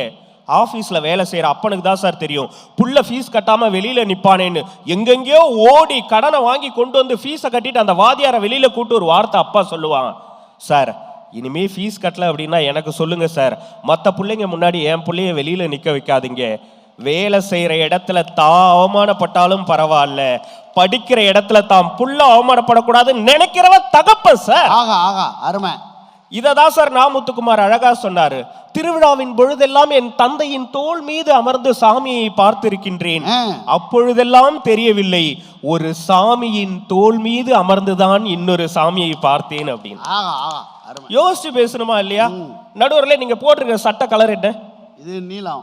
நீலம். ஆண்களுக்கு நீலம்னா நீல, பச்சைன்னா பச்சை, சிகப்புன்னா சிகப்பு, கருப்புன்னா கருப்பு. ஆனா பெண்களுக்கு அப்படி இல்லை சார். கல்யாணம் ஆனதுக்கு அப்புறம் தான் அது எனக்கு தெரியும். என் மனைவியை கூட்டு போய் புடவை கடையில நிக்க வைக்கிறேன். அவளுக்கு பச்சை ரொம்ப பிடிக்குமா. கேட்டா பாருங்க அந்த கடைக்காரன்ட்ட, பச்சையில எடுத்து போடுங்க, அப்படித்தானே கேட்கணும். பச்சை, லைட்டு பச்சை, கொஞ்சம் டார்க் பச்சையா வர்ற மாதிரி கிளி பச்சையில ராமர் கழுத்து பச்சையில ஒரு ஷேட் அடிச்சதா எடுத்து போடுங்கன்னா, அந்த புடவை கடைக்கார உன்னை கட்டின புருஷன் எங்க இருக்கான்னா, இவர் தான். எப்படி சார் அப்படின்னா, அதெல்லாம் அப்படி தாண்டா அப்படின்னு நானே 10 புடவை எடுத்து போட்டு, ஏமா ஏதாவது ஒன்று எடுத்துட்டு வாமா வெளியில போலான்ற. யோ ஆம்பளைங்க உங்களுக்கு செலக்ட் பண்ணவே தெரியாது, நீ வெளில போயா அப்படின்னா. நான் சிரிச்சுக்கிட்டே வெளில வந்தேன். ஏன்பா? கடை ஓனர் கூட கேட்டாரு, கட்டின பொண்டாட்டி உனக்கு செலக்ட் பண்ண தெரியாது வெளியில போயாங்கிற, சிரிச்சுட்டே போறே உனக்கு வெக்கமா இல்லையானாரு. நான் மட்டும் இல்ல, கல்யாணம் ஆன அத்தனை ஆண்களுக்கும் சொல்றேன், உங்க மனைவி கோவில் வாசல்ல வச்சோ மண்டபத்துல வச்சோ திருவிழாவில் வச்சோ ஆம்பளைங்களுக்கு செலக்ட் பண்ணவே தெரியாது, என் டோட்டல் ஃபேமிலிக்கு நான் தான் செலக்ட் பண்ணுவேன்னு சொன்னா ஆம்பளைங்க நீங்க கோவப்படக்கூடாது. ஏன் தெரியுமா? நமக்கெல்லாம் கரெக்டா செலக்ட் பண்ண தெரிஞ்சிருந்தா நாம ஏன் இந்த மகராசி கழுத்துல தாலி கட்ட போறோம்? பெட்டரா உன்னை செலக்ட் பண்ணி கட்டியிருக்க மாட்டோமா சார்? முதல்லலாம் காலிங் பெல் அடிக்குதுன்னா ஆண்கள் என்ன சார் பண்ணுவோம்? மாமா வந்திருக்காரா, சித்தப்பா வந்திருக்காரா, அத்தை வந்திருக்காங்களான்னு ஓடி போய் கதவை திறப்போம் சார் சந்தோஷமா. இப்பெல்லாம் காலிங் பெல் அடிக்கிற சத்தம் கேட்டா பதறுது சார். பின்னாடி பேகை மாட்டிக்கிட்டு எவன் மீஷோல இருந்து வந்திருக்கானா, பிளிப்கார்ட்ல இருந்து வந்திருக்கானா, அமேசான்ல இருந்து வந்திருக்கானான்னு சொல்லிட்டு டெய்லி உட்காந்து போன்ல ஆர்டர் போடுறாங்க சார். நமக்கு வீட்டில் ஆர்டர் போடுறாங்க, அது வேற விஷயம். ஆன்லைன்ல ஆர்டர் போட்டு அவன் போன் பண்றான், சார் மேடம் உங்க வீட்டு அட்ரஸ் தெரியல, கோவில் வாசல்ல நிக்கிறேன். இவங்க வீட்டுல இருந்து சொல்றாங்க, நீங்க ரொம்ப கவலைப்படாதீங்க, கஷ்டப்படாதீங்க, நீங்க அங்கேயே இருங்க, என் புருஷன் வீட்டுல ஞாயிற்றுக்கிழமை சும்மா தான் இருக்கான், அவனை அனுப்பி விடுறேன், அவன் வந்து வாங்கிக்குவான். யோசிச்சு பாருங்க சார், எல்லா கஷ்டத்தையும் படுறது உழைக்கின்ற ஆண்கள் சார். நல்லா யோசிச்சு பாருங்க. ஒரு கணவன் இருக்கார் சார், பைக்ல போயிட்டு இருக்கேன், அவர் காலில் போய் இடிச்சிட்டேன். காலில் இடிச்ச உடனே அவர் காலில் ரத்தமா வருது. ஐயா, அவருக்கு ஒரு 70 வயசு இருக்கும் பொழுது, ஐயா வாங்க ஐயா மருந்து போட்டு விடுறேன்னு. இல்ல தம்பி, என் பொண்டாட்டிக்கு சாப்பாடு வாங்கிட்டு போகணும் தம்பின்னாரு. யோ கட்டின பொண்டாட்டிக்கு சோறு வாங்கிட்டு போகணுன்ற, ஏன் உனக்கு வெக்கமா இல்லையா, ஏன் அந்த அம்மா சமைக்காதான்னு. இல்ல என் பொண்டாட்டி கொஞ்சம் மண்ணலம் பாதிக்கப்பட்டிருக்குது, அவளை யாருக்குமே அடையாளம் தெரியாது, அவளுக்கும் யாரையுமே தெரியாது, நான் தான் சோறு வாங்கிட்டு போகணுன்னாரு. யோ கட்டின பொண்டாட்டி பைத்தியமா இருக்குன்ற, அது கூட குடும்பம் நடத்துற, தயவு செஞ்சு ஏதாவது ஒரு ஹாஸ்பிட்டல்ல சேர்த்து விட்டு சந்தோஷமா அறியான்ற. வேணாம் தம்பி, அவளுக்கு 5 வருஷமா யாருமே அடையாளம் தெரியாது, அவளை கொண்டு போய் எங்க ஹாஸ்பிட்டல்ல சேர்த்ததுன்னு. 5 வருஷமா அடையாளம் தெரியாத பொண்டாட்டி கூட ஏயா குடும்பம் நடத்துறேன்னு. அந்த மனுஷன் ஒரே வார்த்தை தான் சார் சொன்னாரு, ஆண்களுடைய மனசு புரிஞ்சுது. 5 வருஷமா நான் தான் புருஷன்றது அவளுக்கு அடையாளம் தெரியாம இருக்கலாம், 50 வருஷமா அவதான் என் பொண்டாட்டின்றது எனக்கு அடையாளம் தெரியும் இல்லையா அப்படின்னு சொன்னார். நடுவர்களே, நான் இப்படி சொல்லி நிறைவு செய்கின்றேன். பெண்கள்லாம் மெழுகுவத்தி மாதிரி சார், பெண்கள்லாம் மெழுகுவத்தி மாதிரி. ஒரு நல்ல கைத்தட்டல் கொடுத்து பார்க்கலாம் பெண்களுக்கு. ஆம்பளைங்க எல்லாம் டியூப்லைட் மாதிரி சார். இந்த மெழுகுவத்தி என்ன பண்ணும்னா, நான் தான் இந்த வீட்டில் சோறாக்குறேன், நான் தான் இந்த வீட்டில் குழம்பு வைக்கிறேன், நான் இல்லைனா இந்த வீடு நல்லா இருக்குமா, நான் இல்லைனா இந்த வீடு நடக்குமா, போகுமா, வருமா அப்படின்னு உருகி உருகி தான் செய்யறதெல்லாம் ஊத்தி காட்டி தன்னுடைய தியாகத்தை சொல்லி காட்டிக்கிட்டே இருக்கும் சார். ஆனால் ஆண்கள் எல்லாம் டியூப்லைட் மாதிரி சார். அவன் இருக்கிற வரைக்கும் அந்த குடும்பம் வெளிச்சமா இருக்கும், அவனுடைய உழைப்பு இல்லை என்றால் அந்த குடும்பமே இருண்டு போய்விடும் என்று சொல்லி நல்லதொரு வாய்ப்பிற்கு நன்றி பாராட்டி இடம் அமர்கின்றேன். நன்றி, வணக்கம். அருமை அருமை அருமை. மிக சிறப்பாக பேசிய தணிக்கைவேலன் அவர்களுக்கு பெரிய கைத்தட்டு கொடுத்து பாராட்டலாம். உண்மை தானே, ரொம்ப அழகாக சொன்னார். உண்மையை சொல்லப்போனால் இவ்வளவு பெண்கள் இருக்கீங்க, நான் சொல்கிறது இவ்வளோ ஆண்கள் இருக்கீங்க, நான் சொல்கிறது கரெக்டாக இருந்தால் கைத்தட்டுங்க. எல்லா பொம்பளைக்கும் எல்லா அப்பாக்களுக்கும் மகளை தான் பிடிக்கும், எல்லா மகளுக்கும் முதல்ல அப்பாவை தான் பிடிக்கும். கரெக்டாக கைத்தட்டுங்க. எல்லா மகளுக்கும் முதல்ல அப்பாவை தான் பிடிக்கும். ஏன் தெரியுமா? எவ்வளவு மோசமாக அந்த பொண்ணு சமைச்சாலும் அவர் தான் சாப்பிடுவார். நல்லா இருக்குடா தங்கம், சூப்பர்ரா தங்கம், வெரி குட்ரா தங்கம். அப்பா பொண்ணை ஒரு குறை சொல்ல மாட்டார். ஆனால் அதே வீட்டில் ஒரு தம்பி இருப்பான், அவன் சாப்பிட மாட்டான். நேரம் வருவான், அம்மா யாரும்மா அதை சமைச்சது? உங்கள் அக்கா தாண்டா, சனியனை போகிற இடத்துல புத்தரை வாங்கு, காசு கொடுமா, நான் வெளியே போய் சாப்பிட்றேம்மா. எல்லா பசங்களுக்கும் யார் தான் பிடிக்கும்? அம்மாவை தான் பிடிக்கும். கரெக்டாக கை தட்டுங்க. எல்லா பசங்களும் அம்மாவை தான் பிடிக்கும். அதுவும் 16 வயசு ஆகட்டும் நேரம் வருவான். இவர் எப்படிம்மா நீ கல்யாணம் பண்ணிக்கிட்ட? மகாலட்சுமி மாதிரி இருக்காருமா, இருக்கியம்மா, எப்படி இந்த இவரோட குடும்பம் நடத்துகிற? எப்போ பார்த்தாலும் வல்லு விழுவுறாரு. அதுவும் 18 வயசு ஆகட்டும் உங்கள் வீட்டுக்காரர்கிட்ட சொல்லி வை, அடிக்கடி நம்ம ரூட்டில் கிராஸ் பண்ணுறாரு. உனக்காக தான்மா பார்க்குறேன். அப்பா வெளியில் போயிருப்பாரு, இதை வேலை விஷயமா ஒய்ஃப்கிட்ட ஃபோன் பண்ணி விசாரிப்பார். பொண்ணு வந்துருச்சா ஸ்கூல் விட்டு காலேஜ் விட்டுன்னு எப்படி தெரியுமா விசாரிப்பார்? என் தங்கம் வந்துருச்சா, என் வெள்ளி வந்துருச்சா, என் பட்டு வந்துருச்சா, எங்கள் அம்மா வந்துருச்சா, இவ்வளோ கேட்பார். பொண்ணை பையனை கேட்பார், துரை வந்துட்டாரா? அவன் வந்தே இருக்க மாட்டான்.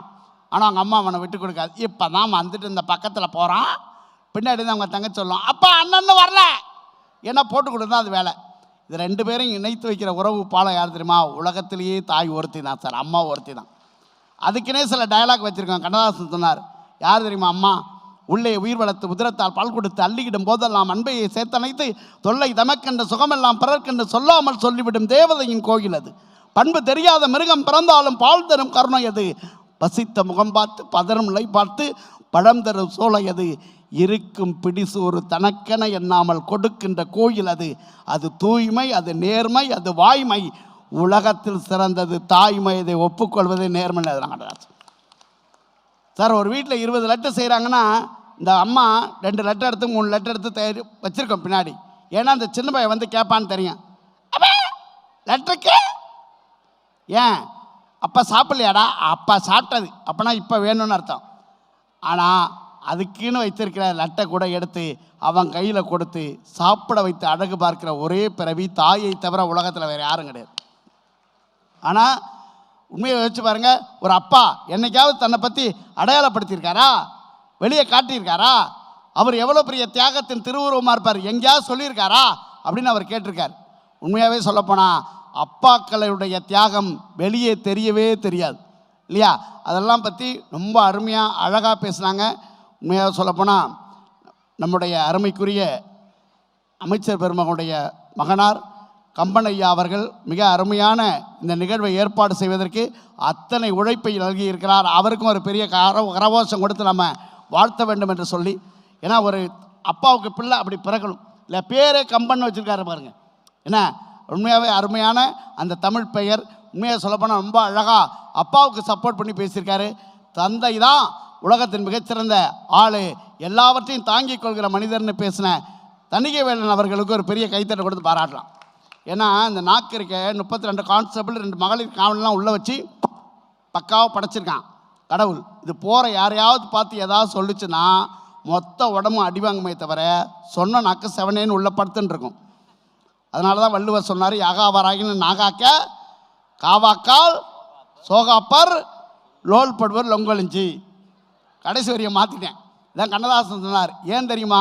ஈரத்தில் படைத்தான் நான் இறைவன் நாக்க, அடிக்கடி அசிங்கமாய் பேசி விடுகிறோம், அலம்பிக் கொள்வதற்காகத்தான் இறைவன் ஈரத்தில் படைத்தான்னு சொன்னார் கண்ணதாசன். அதனால் அதற்கெல்லாம் பதில் சொல்வதற்காக வருகிறார் யோகதர்ஷினி அவர்கள். உங்கள் பலத்த கரகோஷங்கள் மத்தியில்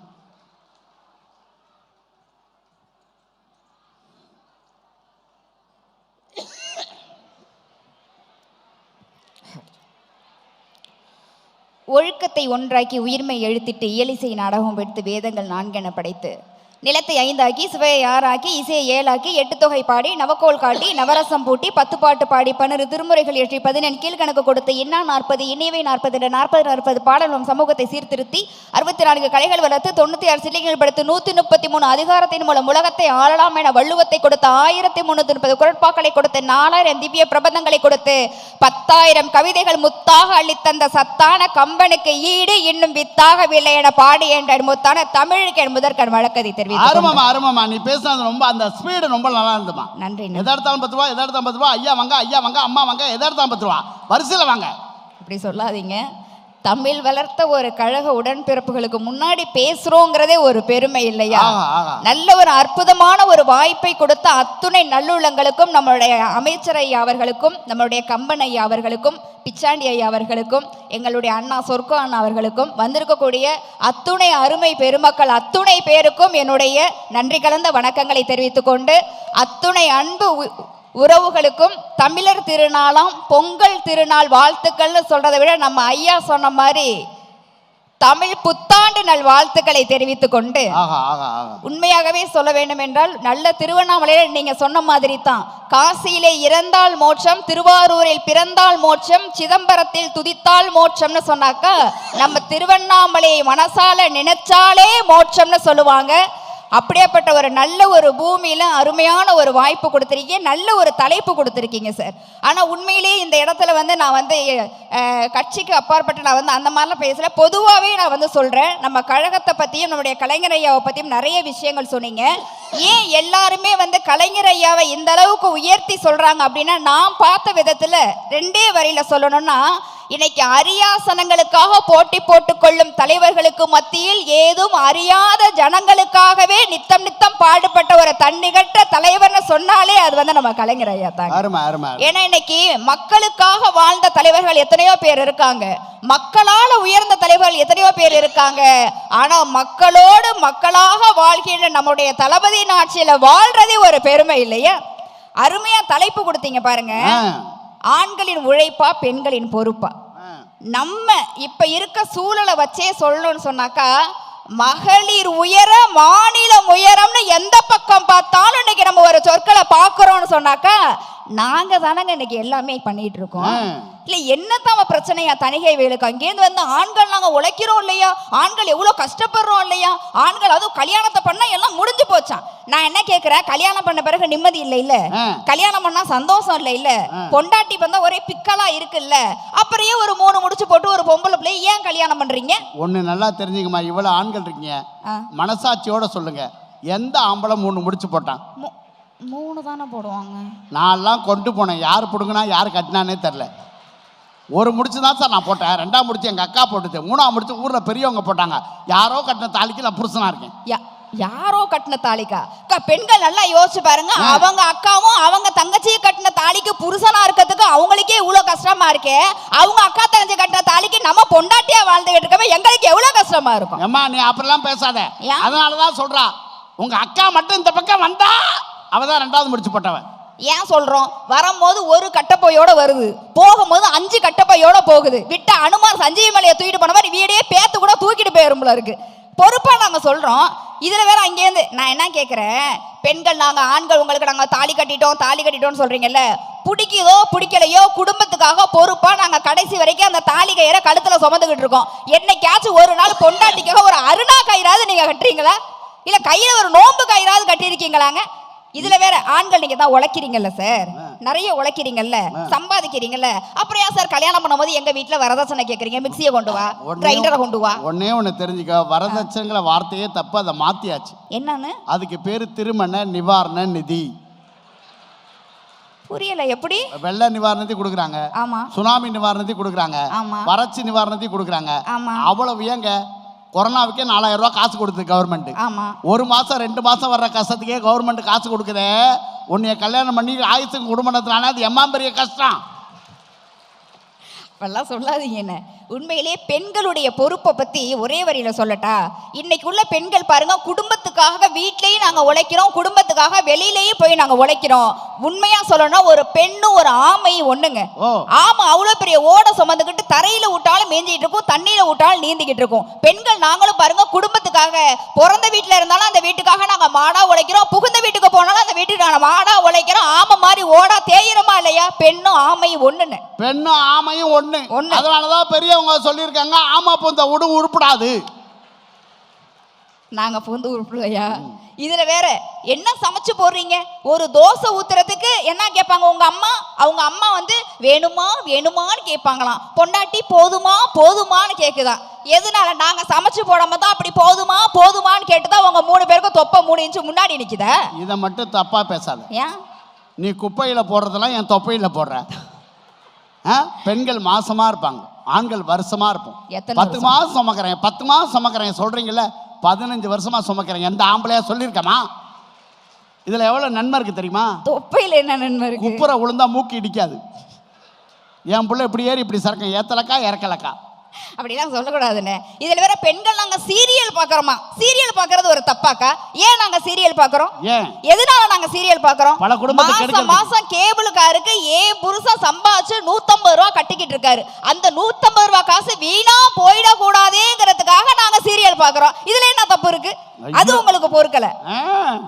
150 ரூபா 350 ரூபா வாங்குறான். அப்படிலாம் எங்க ஊர்ல 150 ரூபா.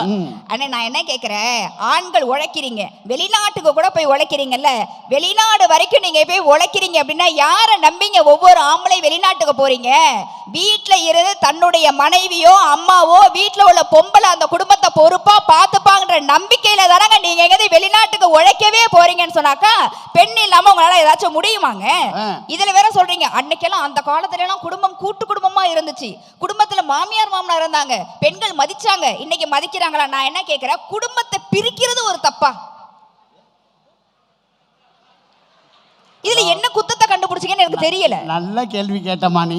ஒரு பொண்ணுக்கு குடும்பத்தை பிரிக்கிற உரிமை கூட இல்லையா? ஒத்த ரோசா பிள்ளைய நல்லா வளர்த்துருக்கீங்க. நல்லா வளர்த்துருக்கோம் அக்கா. நான் சொல்றேன், சத்தியமா சொல்றேன், குடும்பத்தை பிரிக்கலாம். குடும்பத்தை பிரிக்கிறது நாங்க எங்களுக்காக கிடையாது, இந்த நாட்டுக்காக வீட்டுக்காக நாங்க பிரிக்கிறோம். நாட்டுக்காக பிடிக்கீங்களா? இப்ப நான் என்ன கேக்குறேன், ஒரு வீட்டுல அண்ணன் தம்பி 3 பேர் இருக்காங்கன்னு வச்சுப்போம். அந்த 3 பேருக்கும் அந்த குடும்பத்தோட சேர்த்து எத்தனை ரேஷன் கார்டு? ஒரு ரேஷன் கார்டு தான். எத்தனை கிலோ அரிசி வரும்? என்ன ஒரு 20 கிலோ வரும். எத்தனை கிலோ ஜீனி வரும்? எத்தனை கிலோமா? 2 கிலோ ஜீனி வரும். இப்ப கூட பாருங்க, நம்ம ஐயா பொங்கலுக்காக 3000 ரூபாய் காசு கொடுத்தாரு. எவ்வளவு வரும்? ஒரே ஒரு 3000 ரூபாய் தான் வரும். அதுவே 3 மருமகளும் வந்து குடும்பத்தை 3ஆ பிரிச்சுக்கிட்டு போனா மொத்தம் 4 ரேஷன் கார்டு ஆச்சு. 20 கிலோ வந்த இடத்துல 80 கிலோ அரிசி வருது. 2 கிலோ ஜீனி வந்த இடத்துல 8 கிலோ ஜீனி வருது. 3000 ரூபாய் மட்டும் கிடைச்ச வீட்டுல 12000 ரூபாய் வாங்கி கொடுக்குறோம். இவ்வளவு ஏன்? ஒரு கோயில் திருவிழா வருதுன்னு சொன்னா கூட ஒரே ஒரு வரி தான் நீங்க கொடுத்துருப்பீங்க. நாங்க இப்ப 4 வரி கொடுக்குறோம். ஈபி கூட பாருங்க, ஒரே ஒரு கரண்ட் பில் கட்டியிருப்பீங்க. நாங்க இப்ப 4 வீட்டுக்கு கரண்ட் பில் கட்டுறோம். எங்களால வீடும் பெருசாகுது, வீட்டுக்கும் மிச்சம், நாட்டுக்கும் பாருங்க நாங்க தான் கொடுக்குறோம். இப்ப சொல்லுங்க, குடும்பத்தை பிரிக்கலாமா இல்லையா? நீங்க எல்லாம் தனித்தனியா பிரிச்சுட்டு போய் அப்பா தலைவ தெருல விட்டுருங்க. தெருவுல எல்லாம் விட மாட்டேன். நான் எங்க வீட்டு மோட்டர் கொட்டாயில பத்திரமா வச்சிருக்கேன், என் மாமியாரையும் மாமனாரையும். மோட்டர் கொட்டாயில வச்சிருக்கியா? ஏன் வீட்டுல இருந்தவங்கள மோட்டர் கொட்டாயில வச்சுட்டு நீங்க வீட்டுக்குள்ள இருக்கீங்க ஜாலியா? அவங்க ஜாலியா இருக்கட்டும் வயசான காலத்துல. நான் என்ன கேட்கிறேன், எப்ப பார்த்தாலும் உங்களுக்கு ஏன், அதாவது ஒரு பெண்ணு அம்மாவா இருந்தா பிடிக்குது, அக்காவா இருந்தா பிடிக்குது, தங்கச்சியா இருந்தா பிடிக்குது, தோழியா இருந்தா பிடிக்குது, கழுத வேலைக்காரியா இருந்தா கூட பிடிக்குது, பொண்டாட்டியா இருந்தா மட்டும் பிடிக்க மாட்டேது உங்களுக்கு. ஏன்? அவங்க உங்க பொண்டாட்டியை தான் பிடிக்காது. ஐயா இதுக்கு நான் பொறுப்பு இல்லை அண்ணே. நான் என்ன சொல்ல வரேன்னா, பொண்டாட்டி நாங்க இருக்கோம்ல, நாங்க கொண்டு வர சீரு உங்களுக்கு தேவைப்படுது, நாங்க கொண்டு வர காரு உங்களுக்கு தேவைப்படுது, நாங்க பெத்து போடுற புள்ள பேரு உங்களுக்கு தேவைப்படுது, எங்களால கிடைக்கிற நல்ல பேரு உங்களுக்கு தேவைப்படுது. நாங்க மட்டும் உங்களுக்கு தேவையில்லையா? அம்மா நல்லா கேட்டுக்கா. எங்க அப்பா கட்டி வச்ச வீடு தேவைப்படுது, படிச்ச பட்டம் தேவைப்படுது, கிடைச்ச வேலை தேவைப்படுது, அதனால வர்ற சம்பாத்தியம் தேவைப்படுது, என்ன நல்ல மாப்பிள்ளை தேவைப்படுது. ஆனா எங்க அம்மா அப்பா மட்டும் தேவைப்படல நாங்க கேட்டா நாங்க தேவைப்படலாம் சொல்ல மாட்டோம். எங்க புள்ள குட்டியெல்லாம் பாத்துக்கிறதுக்கு பத்திரமா தான் வச்சிருக்கோம். நான் என்னென்ன கேட்கிறேன், இப்ப புருஷன் பொண்டாட்டிக்குள்ள சண்டை வருதுன்னு வச்சுப்போவேன். இப்ப நான் சமைக்கிறேன், சாப்பாட்டுல ஏதோ ஒரு நிறை குறை இருக்குன்னு வச்சுக்கோங்களேன், நீங்க எங்களை தானே திட்டணும். ஏன் எங்க அப்பா அம்மாவையே பொழுதுறீங்க? சொல்றாங்களா இல்ல என்ன வளர்ப்பு வளர்த்து வச்சிருக்காங்க உங்க அப்பா அம்மா? கேட்கறாங்களா இல்லையா? ஏன் கேட்குறீங்க? இல்ல நான் என்ன கேட்குறேன், இப்போ ஒரு டிவி வாங்குறோம் சார். சரி, டிவி கடையில இருந்து ரிப்பேர் ஆயிட்டு டிவியா திட்டுவான்? டிவி கொடுத்த கடைக்காரனை தானே திட்டுவான், அந்த கம்பெனியோட ப்ராடக்டை தானே திட்டுவான். ஒரு மிக்சி வாங்குறோம், இப்போ மிக்சி கெட்டு போயிடுச்சு, யாரை திட்டுவான்? மிக்சியா திட்டுவான்? மிக்சி கொடுத்த ஓனர் தானே திட்டுவான், கடைக்காரனை தானே திட்டுவான். அதுக்காவது ஒரு எக்ஸ்சேஞ்ச் ஆஃபர் இருக்கு, இதை கொடுத்துட்டு அதை வாங்கிக்கலாம். கை தட்டினவங்களுக்குலாம் எக்ஸ்சேஞ்ச் ஆஃபர் தேவைப்படுதா? அண்ணே அப்படி கிடையாதுண்ணே. மனைவி எவ்வளவு பொறுப்பா இருப்பாங்கன்னு மனைவியுடைய அருமையை 2 வரியில சொல்லவா? ஆண்கள் இருக்க, புருஷன் நீங்க எல்லாம் சோறு மாதிரிங்க, மனைவி நாங்கெல்லாம் குழம்பு மாதிரிங்க. நீங்க எவ்வளவுதான் உழைச்சாலும் நீங்க தனியா இருந்தீங்கன்னா வெறும் சோறை மட்டும் சாப்பிட்டா தொண்டை விக்கி சாவணும். மனைவிங்கிற பொறுப்பான ஒரு மனைவி அந்த குழம்பை ஊத்தி சாப்பிடும் போது தாங்க சாப்பாடு ருசியா இருக்கும், வாழ்க்கை அப்பதானக்கா டேஸ்டா இருக்கும். நல்லா இப்ப புருஷன்லாம் சோறு மாதிரி, ஆமா, பொண்டாட்டி எல்லாம் குழம்பு மாதிரி. ஆமா, இந்த உதாரணம் ஓகே தானே? நல்லா இருக்கு. இப்ப வெறும் சோறை சாப்பிட்டா விக்கி சாவணும், இப்ப குழம்பு ஊத்தினாதான் டேஸ்டா இருக்கும். ஆமாண்ணே. அப்ப டெய்லி ஒரே குழம்பு சாப்பிட முடியாத? நானா உதாரணம் சொன்னேன், அவங்க தான் சொன்னாங்க. பழமொழி சொன்னா அனுபவிக்கணும், ஆராயக்கூடாது. அண்ணே பெண்கள் பொறுப்பு இல்லாம இருக்காங்க. இதுல வேற வந்து தனிகை சொன்னாரு, முன்னாடியெல்லாம் ஆட்டாங்கால போட்டு ஆட்டினாங்களாம், இப்ப மாவு பாக்கெட் வாங்கிட்டு சொல்றாங்களாம், வரும்போதே தோசை வேற வாங்கிட்டு சொல்றாங்களாம். இதுல வேற அவங்க பொண்டாட்டி வந்து எங்க இருக்க எப்ப வருவேன்னு கேக்குறாங்களாம். ஆனா ஒரே ஒரு விஷயம் மட்டும் நீங்க தெரிஞ்சுக்கோங்க, திட்டவோ தேடவோ ஒருத்தி வீட்டில் இருக்கிற வரைக்கும் தான் ஆண்கள் என்னைக்குமே ஒழுக்கமாகவும் நேர்மையாகவும் சந்தோஷமாகவும் இருக்க முடியும்.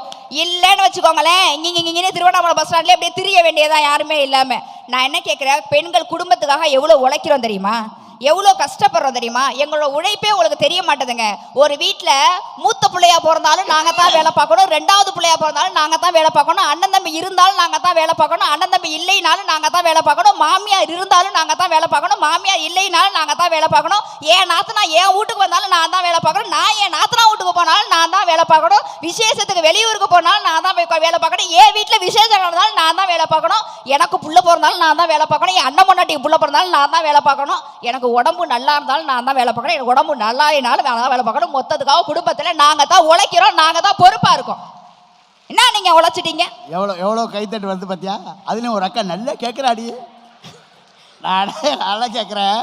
நீங்கள் தான் வேலை பார்க்குறீங்க, உண்மை தானே? கொண்டு வந்து காசு யார் கொடுக்குறா?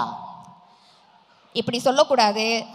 கொரோனான்னு ஒரு விஷயம் வந்துச்சு, யாராவது வேலைக்கு போனீங்களா? ஆனால் வீட்டில் யாராச்சும் பட்னியாக கிடந்தீங்களா? கொரோனா நேரத்தில் நீங்கள் உழைக்கவே போகலைனாலும் அந்த நேரத்தில் நீங்கள் அப்பப்போ கொடுத்த காசை கொஞ்சம் கொஞ்சமாக சிறுவாடு பெண்கள் பொறுப்பாக சேர்த்து வச்சனால தான் 3 வேளைக்கு 5 வேளையா தின்னீங்க. நீங்கள் எல்லாம் யாரும் சோறு போட்டாப்ப? எங்களுடைய பொறுப்பு. நீங்கள் உழைக்கவே இல்லைனாலும் உங்கள் பொறுப்பாக சோறு போட்டோம். அதெல்லாம் சிறுவாடு சேர்த்ததில்ல, புருஷன்ட்டு வந்து ஆட்டையா போட்டது. ஏதோ ஒன்று போட்டோம், பொறுப்பாக வச்சிருக்கோமா இல்லையாங்க? அதாவதுண்ணே இப்படி யோசிச்சு பாருங்களேன், நாங்களாம் தஞ்சாவூர் மாவட்டம், அதனால் அந்த நெல்லை வச்சே சொல்கிறேன். ஒரு பயிர் ஒரு விதை போடுறோம் அப்படின்னா அது நாற்று பிடிச்சி அதை எடுத்து இன்னொரு இடத்துல வைக்கிறப்ப, அந்த நாற்றை பிரித்து வைக்கிறப்ப அதை தூர் பிடிக்கிறதுக்கே பார்த்தீங்கன்னா 30 நாள் ஆகுங்க. ஒரு பயிரே பார்த்தீங்கன்னா ஒரு இடத்துல தூர் பிடிச்சு அது முளைச்சி வரத்துக்கு 30 நாள் எடுக்கும். உங்களுக்கு எங்களுக்கு எந்த சம்பந்தமுமே இருக்காது. வேரோடு பிடுங்கி வேறு இடத்தில் நட்டாலும் உங்களை வேறாக எண்ணாமல் அந்த குடும்பத்தையே வேறு போல் தாங்கக்கூடியது பொறுப்பான பொம்பளை தான் சொன்னாக்கா, எங்க சாமி வேறையா இருக்கும், எங்க குளம் வேலையா இருக்கும், எங்க அப்பாவோட இனிஷியல் கூட வேறையா இருக்கும். எல்லாத்தையும் மறந்துட்டு எல்லாத்தையும் மாத்திக்கிட்டு உங்க குடும்பத்துக்கு வந்த பிறகு ஒரு பொண்ணு பொறுப்பா குடும்பம் நடத்துறானா இப்படி யோசிங்களேன். பொங்கலுக்கு 3 நாளைக்கு எங்க அம்மா வீட்டுக்கு வாங்கன்னு சொன்னா பகுமானம் காட்டுவாங்க. எனக்கு வேலை இருக்கு, என்னால வர முடியாது. நல்லா யோசிச்சு பாருங்க, ராஜ மரியாதை கிடைத்தாலும் மாமியார் வீட்டில் ஒரு நாளைக்கு மேல தங்குறதுக்கு நீங்க ரொம்ப யோசிப்பீங்க. அவமரியாதையே கிடைச்சாலும் மாமியார் வீட்டுல இருந்து பொறுப்பா நாங்க தான் குடும்பம் தள்ள முடியும்னு சொன்னாக்கா எங்க பொறுப்புக்கு நிகராக உங்களோட உழைப்பு வர முடியுமாங்க? இன்னும் சிறப்பா சொல்லணும்னா 2008 உலக பொருளாதார சரிவுன்னு ஒண்ணு வந்துச்சு. எல்லா நாடுகள்லையுமே பார்த்தீங்கன்னா பொருளாதார சரிவு வந்துச்சு, ஆனால் இந்திய நாட்டில் மட்டும் அது கிடையவே கிடையாதுன்னு வந்துச்சு. ஒரு சர்வே எடுத்து பார்த்தாங்க, அதில் என்ன தெரியுமா சொன்னாங்க? இந்திய பெண்கள் தங்கமாகவும் சிறுக சிறுக சிறுவாடாகவும் சேர்த்து வச்ச காசுனால தான் இந்தியாவில் பொருளாதார சரிவுன்ற ஒன்னே வரலன்னு சொன்னாங்கன்னு சொன்னாக்கா, உண்மையாகவே இப்படி சொல்கிறேன், அந்த பொறுப்புங்கிறது எப்படி தெரியுமாங்க இருக்கும்? கண்ணதாசன் ஐயாவுக்கு ஆட்சி சாப்பாடு கொண்டு போவாங்களாம். அந்த சாப்பாடை மூடியே கொண்டு போவாங்களாம். அந்த டிரைவர் கேட்பாராம், ஏன் ஆச்சு எப்போ பார்த்தாலும் ஐயாவுக்கு சாப்பாடை மூடியே கொண்டு போறீங்க அப்படின்றப்ப ஆட்சி சொல்லுவாங்களாம், ஐயா திடகாத்திரமான மனுஷன், சாப்பிட்ற மனுஷன், இதை நான் திறந்து கொண்டு போனேன்னு வையேன், ஐயா இவ்வளோ சாப்பாடு சாப்பிட்றாரா, நீ கண்ணு வச்சிருவடா, அதான் மூடி கொண்டு போறேன்னு சொல்லி ஆட்சி சொல்லுவாங்களாம். சாப்பிட்டுட்டு அந்த வெறும் தட்டு இருக்குல்ல, அதையும் பார்த்தீங்கன்னு சொன்னால் மூடியே கொண்டு வருவாங்களாம். அப்போ டிரைவர் கேட்பாராம், சாப்பாடை தான் மூடி கொண்டு போனீங்க, வெறும் தட்டு தானே ஆச்சு, அதையும் ஏன் மூடியே கொண்டு வரீங்கன்றப்ப ஆட்சி சொல்லுவாங்களாம், ஐயா சாப்பிட்டு போட்ட அந்த மீன் முள்ளு எலும்பு துண்டெல்லாம் பார்த்தா ஐயா இவ்வளோ கறி சாப்பிட்டாரா, இவ்வளோ மீன் சாப்பிட்டாரான்னு சொல்லி நீ கண்ணு வச்சிருவடா, அதனால தான் மூடி கொண்டு வரேன்னு சொல்லி ஆட்சி சொல்லுவாங்களாங்க. ஆட்சிக்கு காது கேட்காது. கண்ணதாசன் ஐயா அழகா சொல்லியிருப்பாரு, செவிகள் பழுதானாலும் என் கவிகள் பழுதாகாமல் பார்த்து கொண்ட ராசாத்தின்னு சொன்னார்னு சொன்னாக்கா, அதே கண்ணதாசன் தான் சொன்னாரு, ஆழம் விழுதுகள் போல் உறவுகள் 1000 இருந்தும் என்ன வேறனே நீ இருந்தா நான் வீழ்ந்து விடாது இருப்பேன்னு சொன்னாக்கா, ஒரு விஷயம் சொல்லி நிறைவு செய்யறேன் சார். ஆண்களுக்கு முடியலைன்னா உடம்பு சரியில்லைன்னா நீங்க சொல்லுவீங்க மனைவி கிட்ட, நீ வேணா 2 நாள் போய் உங்க அம்மா வீட்டுல இருந்துட்டு வாயேன் சொல்றாங்கல்லக்கா. ஆனா நல்லா யோசிச்சு பாருங்க, புருஷனுக்கு உடம்பு சரியில்லைன்னு வச்சுக்கோங்களேன், மனைவிக்கு உடம்பு சரியில்லைன்னா நீ வேணா 2 நாள் உங்க அம்மா வீட்டுல போய் இருந்துட்டு வான்னு நீங்க சொல்லுவீங்க. ஆனா புருஷனுக்கு உடம்பு புரியாம கை கால் விளங்காம படுத்த படுக்கையாவே கிடந்தா கூட, 1க்கோ 2க்கோ போய் எழுந்த முடியாம கிடந்தா கூட தாய்க்கு பின் தாரம், தாரத்துக்கு பின் வீட்டின் ஓரம்னு சொல்லக்கூடிய அளவுல தாய்க்கு நிகரா உங்களை கழுவி சுத்தம் பண்ணி உங்களை பாதுகாப்பா பொறுப்பா பாத்துக்கக்கூடிய பெண்கள் இருக்கிறனால தானங்க இன்னைக்கு வரைக்கும் குடும்பம் சந்தோஷமா இருக்கு. அப்படியாப்பட்ட பெண்கள் பொறுப்பா நாங்க குடும்பம் நடத்தினா மட்டும்தான், கண்ணியத்தோட வீட்டுல இருந்து நாங்க குடும்பம் நடத்தினா மட்டும்தான் ஆண்கள் வெளியில வரும்போது தோல்ல துண்டை போட முடியும். பெண்கள் எங்க பொறுப்பை மறந்துட்டு கண்ணியத்தை தவறுனா நீங்க தோல்ல போடக்கூடிய துண்டை தூக்கி நீங்க தலையில தான் போடணும்னு சொன்னாக்கா பெண்களுடைய பொறுப்பினால் மட்டும்தான் ஒவ்வொரு குடும்பமும் இன்னைக்கு சந்தோஷமா இருக்குன்னு சொல்லிட்டு செத்தவங்களுக்கு செல வச்சு மாலை போடுறதை விட்டுட்டு உங்களுக்கு பெத்தவங்களுக்கு இலை வச்சு சோறு போடுங்க, எல்லா குடும்பமும் என்னைக்கே சந்தோஷமா இருக்கும்னு சொல்லி நல்லது ஒரு வாய்ப்புக்கு நன்றி பாட்டி நம்ம முறை. நன்றி, வணக்கம். அருமை அருமை. மிக அருமையாக பேசிய யோகதர்ஷினிக்கு ஒரு பெரிய கைத்தட்டு கொடுத்து பாராட்டலாம்.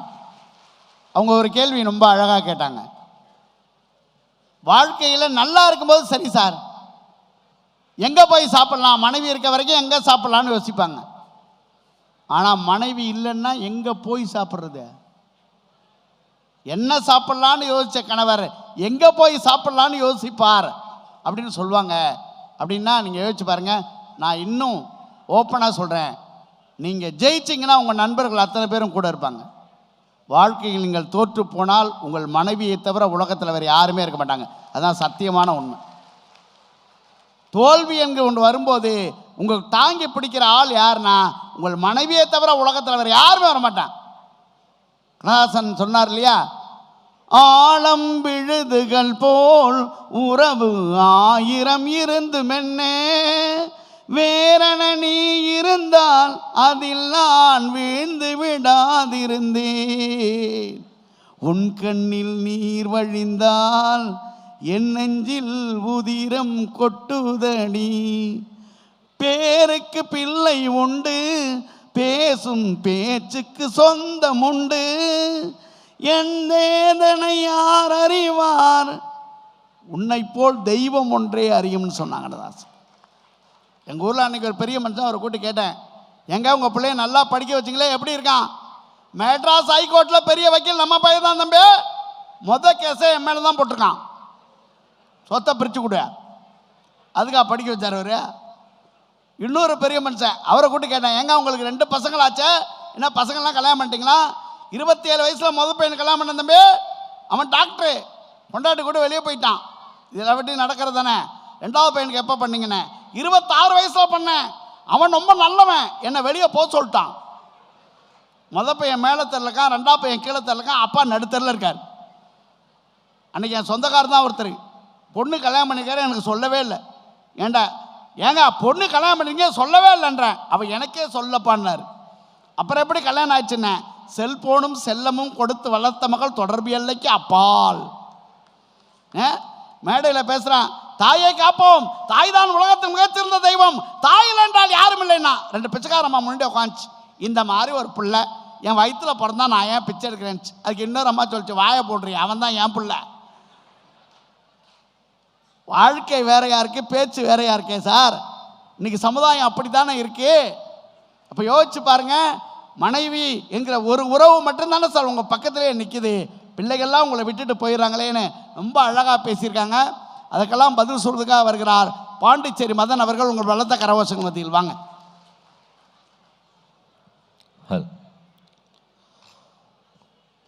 உலகத்தில் இருக்கிற எல்லா பண்டிகைகளும் நம்ம வீடு, நம்ம கடவுள், நம்ம மக்கள்னு செலிப்ரேட் பண்ணிட்டு இருக்கும்போது உலகத்தில் ஒரே பண்டிகை எல்லா மக்களோடையும் சேர்ந்து கொண்டாடுற பண்டிகைன்னா அது பொங்கல் மட்டும்தான்.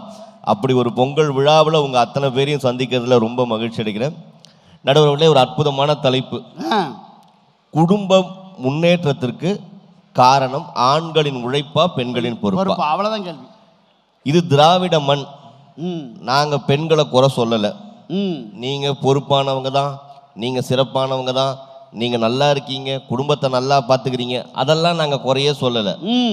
இவ்வளவு சிறப்பாக பொறுப்பாக நீங்கள் பார்த்துக்கிற பெண்கள் உங்கள் மனசுக்குள்ளே நினைக்கிற விஷயத்தை என்னன்னு தெரியாமல் ஒவ்வொரு ஆம்பளையும் படுற கஷ்டம் இருக்கு, அந்த கஷ்டம்தான் இங்கே வாழ்க்கையில பெரிய கஷ்டம். நான் சொல்கிறேன், உண்மைதான். உங்களுக்கு அது புரிய வைக்கட்டுமா? நான் சொல்லுங்க. நீங்கள் என்ன படிச்சிருக்கீங்க? நான் எம்ஏ எம்பிள் பிஹெச்டி வரைக்கும் படிச்சிருக்கேன். எம்ஏ எம்பிள் பிஹெச்டி வரைக்கும் படிச்சிருக்கீங்க. ஆமா. எத்தனை வருஷமா பட்டிமன்றத்துல இருக்கீங்க? ஒரு 15 வருஷமா இருக்கேன். 15 வருஷமா இருக்கீங்க. வெளிநாடுல எத்தனை போயிருக்கீங்க? ஒரு 33 நாடுக்கு வெளிநாடு போயிருக்கேன். ஒரு பெரிய கைத்தட்டல் கொடுங்க சார். 3 டிகிரி படிச்சு கிட்டத்தட்ட 30 வருடத்துக்கு மேல மேடைகள்ல இருந்து பல வெளிநாடுகளுக்கு போயிருக்காரு. பேராசிரியர் வேற இருக்காரு. ஆமா. ஆனா எனக்கு இங்கிலீஷ்ல ஒரு வார்த்தைக்கு அர்த்தம் தெரியாது. அர்த்தம் சொல்றீங்களா? சொல்லுப்பா. ஐ டோன்ட் நோன்னா என்னென்ன? எனக்கு தெரியாது. இது கூட தெரியாம 3 டிகிரி எதுக்குன்னா படிச்சீங்க? இப்ப ஐ டோன்ட் நோனா எனக்கு தெரியாது. இதுவே தெரியாம 30 வருஷமா நடுவரா என்னென்ன பண்றீங்க? ஏய், ஐ டோன்ட் நோனா எனக்கு தெரியாதுப்பா. இதுவே தெரியாதான் இப்ப குடும்ப மகிழ்ச்சிக்கு பொறுப்பா உழைப்பான்னு தீர்ப்பு கொடுக்க போறாராம். அண்ணா சரி அதுதான் தெரியல. நான் இன்னும் சிம்பிளா கேட்கட்டுமா? ஐ நோனா என்ன? எனக்கு தெரியும். சொல்லுங்க. என்ன சொல்றது? ஐ நோனா என்னென்ன? எனக்கு தெரியும். என்ன தெரியும் சொல்லுங்க, எல்லாம் வெயிட் பண்றாங்கல்ல. என்ன சொல்றது? ஐ நோனா என்ன? எனக்கு தெரியும். கடுப்பாவுதா? ஆமா. கோவம் வருதா? கல்யாணமான ஒட்டுமொத்த ஆம்பளையோட வாழ்க்கையும் வீட்டுல இப்படித்தான் இருக்கு. நம்ம வீட்டு மகராசி ஏன் பேசுறா, எதுக்கு பேசுறா, என்ன பேசுறா, ஒரு கருமும் புரியல. எங்க அதை எடுங்க பாப்போம். எதை எடுக்கணும்பா? அதை எடுங்கண்ணே. அதான் எதா? ஆனா 3 டிகிரி படிச்சிருக்கீங்க, அதை எடுக்க தெரியாதா? அதான் எதா? சரி வேணாம், அந்த பாட்டு பாடுங்க. எந்த பாட்டு பாடுற? அந்த படத்துல இருந்து அந்த பாட்டு பாடுங்க. எந்த படத்துல எந்த பாட்டுயா? அக்கா ரொம்ப சிரிக்காதீங்கக்கா, வீட்டுல இப்படித்தான் பேசுறீங்க. இங்க இருக்கிற தாய்மார்கள்ட்ட கையெடுத்து இல்ல காலில் விழுந்து ஒரு விஷயம் கேட்டுக்கிறேன். உங்களுக்கும் உங்க வீட்டுக்காருக்கு சண்டை வந்தா அவரை திட்டுங்க, அடிங்க, கோச்சில் உங்க அம்மா வீட்டுக்கு போங்க. நான் வேணான்னு சொல்லல. தயவு செஞ்சு மூஞ்ச தூக்கி பரண மேல வச்சுன்னு உட்காராதீங்க. நீ எதுக்கு கோச்சிக்கிறன்னு உனக்கும் தெரிய மாட்டேங்குது, அவனுக்கும் தெரிய மாட்டேங்குது. அவன் டென்ஷனா இதை கண்டுபிடிச்சிட்டாலோ, அதை கண்டுபிடிச்சிட்டாலோ, இதை பார்த்துட்டாலோ, அது தெரிஞ்சு போச்சோ, பதறி திரியான் சார். அவ்வளவு ஏன் தட்டுல சோத்தை போட்டு ஒரு வார்த்தை சொல்லுவாங்க, சாப்பிட்டு முடிங்க ஒன்னு பேசணும். என்ன கேட்க போறாளோ, ஏதை கேட்க போறாளோ. சோறு இறங்குமா சார்? இறங்குமா சார்? 3 மணி நேரமா திங்கிறான் மெதுவா. இந்த உலகத்துல இதுவரைக்கும் பிறந்த பெண்களா இருக்கட்டும் சார், இல்ல இதுக்கப்புறம் பிறக்க போற பெண்களா இருக்கட்டும், மனைவி ஆயிட்டா அவங்க கணவனை பார்த்து இந்த வார்த்தை கேட்காம ஒரு மனைவி இருந்ததே இல்ல. ஓ, என்ன வார்த்தை தெரியுமா அது? என்னது? நானா இருக்கிறதுனால உன் கூட குடும்பம் நடத்துறேன், இதே வேற ஒருத்தியா இருக்கணும். எல்லார் வீட்லயும் இதையே சொன்னா என்ன சார்? அதை விட பிள்ளைங்களை பார்த்து ஒன்று சொல்லுவாங்க, புருஷன் முன்னாடிக்கு சண்டை வந்தா முத வார்த்தை, உனக்காவதா உசுரோடு இருக்க, இல்லைன்னா ஒப்பம் பண்றதுக்கு எப்பயோ போய் சேர்த்திருப்பேன். இதை சொல்லாத அம்மாவே கிடையாது தமிழ்நாட்டில். சார் உலகத்திலேயே ரொம்ப கொடுமையான விஷயம் என்ன தெரியுமா? செஞ்ச வேலைக்கு மரியாதை கிடைக்காத இடத்துல தான். நல்லா பேசக்கூடிய ஒருத்தருக்கு பாராட்டு கிடைக்காம, நல்லா வரைஞ்ச ஒருத்தனோட ஓவியத்தை பாராட்டாம, நல்லா படிச்ச ஒருத்தனுக்கு மார்க் போடாம இருக்கிறது எவ்வளவு கொடுமையோ, அதை மாதிரி அவ்வளவு சம்பாரிச்சு வீட்டுக்கு வரும்போது இதைத்தான் எடுத்துட்டு வந்தியான்னு கேட்கும்போது ஒரு ஆம்பளோட வாழ்க்கை எவ்வளவு கஷ்டத்துக்கு போகுது தெரியுமா சார்? நீங்க யோசிச்சு பார்க்கணும். தான் சம்பாதிக்கிற காசை தனக்காக பயன்படுத்தி கொள்ளாத ஒரு ஜீவன் இருக்குன்னா அது ஆம்பளை மட்டும்தான் சார். அழகு சார். திருமண உறவுனா என்ன சார்? திருமண உறவுனா என்ன? கணவன் மனைவிக்குள்ள இருக்கிற திருமண உறவுன்னா என்ன சொல்வீங்க? என்ன சொல்றது? திருமண உறவுன்றது ஒரு சைக்கலாஜிக்கல் ரிலேஷன்ஷிப் சார். எப்படி? ஆண்கள் எல்லா விஷயத்தையும் லாஜிக்கா பேசுவோம். இதை செய்யலாம், இதை செய்ய வேணாம், இது முடியும், இது முடியாது, இது தெரியும், தெரியாது, தெளிவாக சொல்லுவோம். இவ்வளோதான் இருக்குன்னு தெளிவாக சொல்லுவோம். ஆண்கள் எதை பேசினாலும் லாஜிக்காக பேசுவோம். பெண்கள் எது பேசினாலும் சைக்கோ மாதிரியே பேசுவாங்க. தேங்காய் சட்னி அரைக்கணுமா, தக்காளி சட்னி அரைக்கணுமா? அம்மா அந்த தேங்காய் சட்னி, தேங்காய் துருவணும், நான் தக்காளி சட்னியாக அரைச்சிக்கிறேன். ஏங்க பச்சை புடவை கட்டவா, நீல புடவை கட்டவா? அம்மா அந்த நீல புடவை போன வாரம் தான் கட்டினேன், பச்சை புடவையே கட்டிக்கிறேன். அவன் கேட்டான் அவங்ககிட்ட, 7 தானே உட்காந்துருக்கான். நீங்களா வந்து ஒரு கேள்வி கேட்டு இந்த கூட்டத்தில் இருக்கிற அத்தனை பேருக்கிட்டையும் ஒன்று சொல்கிறேன், தயவு செஞ்சு உங்கள் வீட்டில் இருக்கிற பெண் குழந்தைகளுக்கு பொம்மை வாங்கி தராதிங்க சார். ஏன்பா? அவங்களும் ஆம்பளை பசங்க மாதிரி கிரிக்கெட் விளையாட்டும், மரத்தில் ஏறி உதச்சிக்கிட்டோம், கை காலை உடச்சிக்கிட்டோம், பொம்மை மட்டும் வாங்கி தராதிங்க. அதான் ஏன் நீங்கள் பொம்மை வாங்கி கொடுத்துறீங்க சார். அந்த புள்ள அந்த பொம்மைக்கு தலைவாரி, பவுடர் பூசி, பொட்டு வச்சு, பேர் வச்சு, சோறு போட்டு கையிலேயே வச்சு வளர்க்குது. ஒரு காலகட்டம் வந்தோன்னா பொம்மையை பிடிங்கி நம்மளை கொடுத்துறானுங்க. அது நம்மளை வேலைக்கு போக விட மாட்டேங்குது, ஃப்ரெண்டை பார்க்க விட மாட்டேங்குது, கடைக்கு போக விட மாட்டேங்குது, வீட்டுக்குள்ளேயே உட்காரனா வீட்டுக்குள்ளேயே உட்காந்தா குடும்பம் எப்படி சார் முன்னேறும்? இதில் வேற வந்து நின்றுட்டு எங்களை நீங்கள் பாராட்ட மாட்டீங்க, நாங்கள் எது சொன்னாலும் போயிட மாட்டோம். பாராட்ட மாட்டீங்கன்றாங்க. ஆண்கள் ஏன் பெண்களை பாராட்டுறது இல்லை? அதான் ஏப்பா. இந்த லைட்டை யார் கண்டுபிடிச்சா? தாமஸ் ஆல்வா எடிசன் கண்டுபிடிச்சாரு.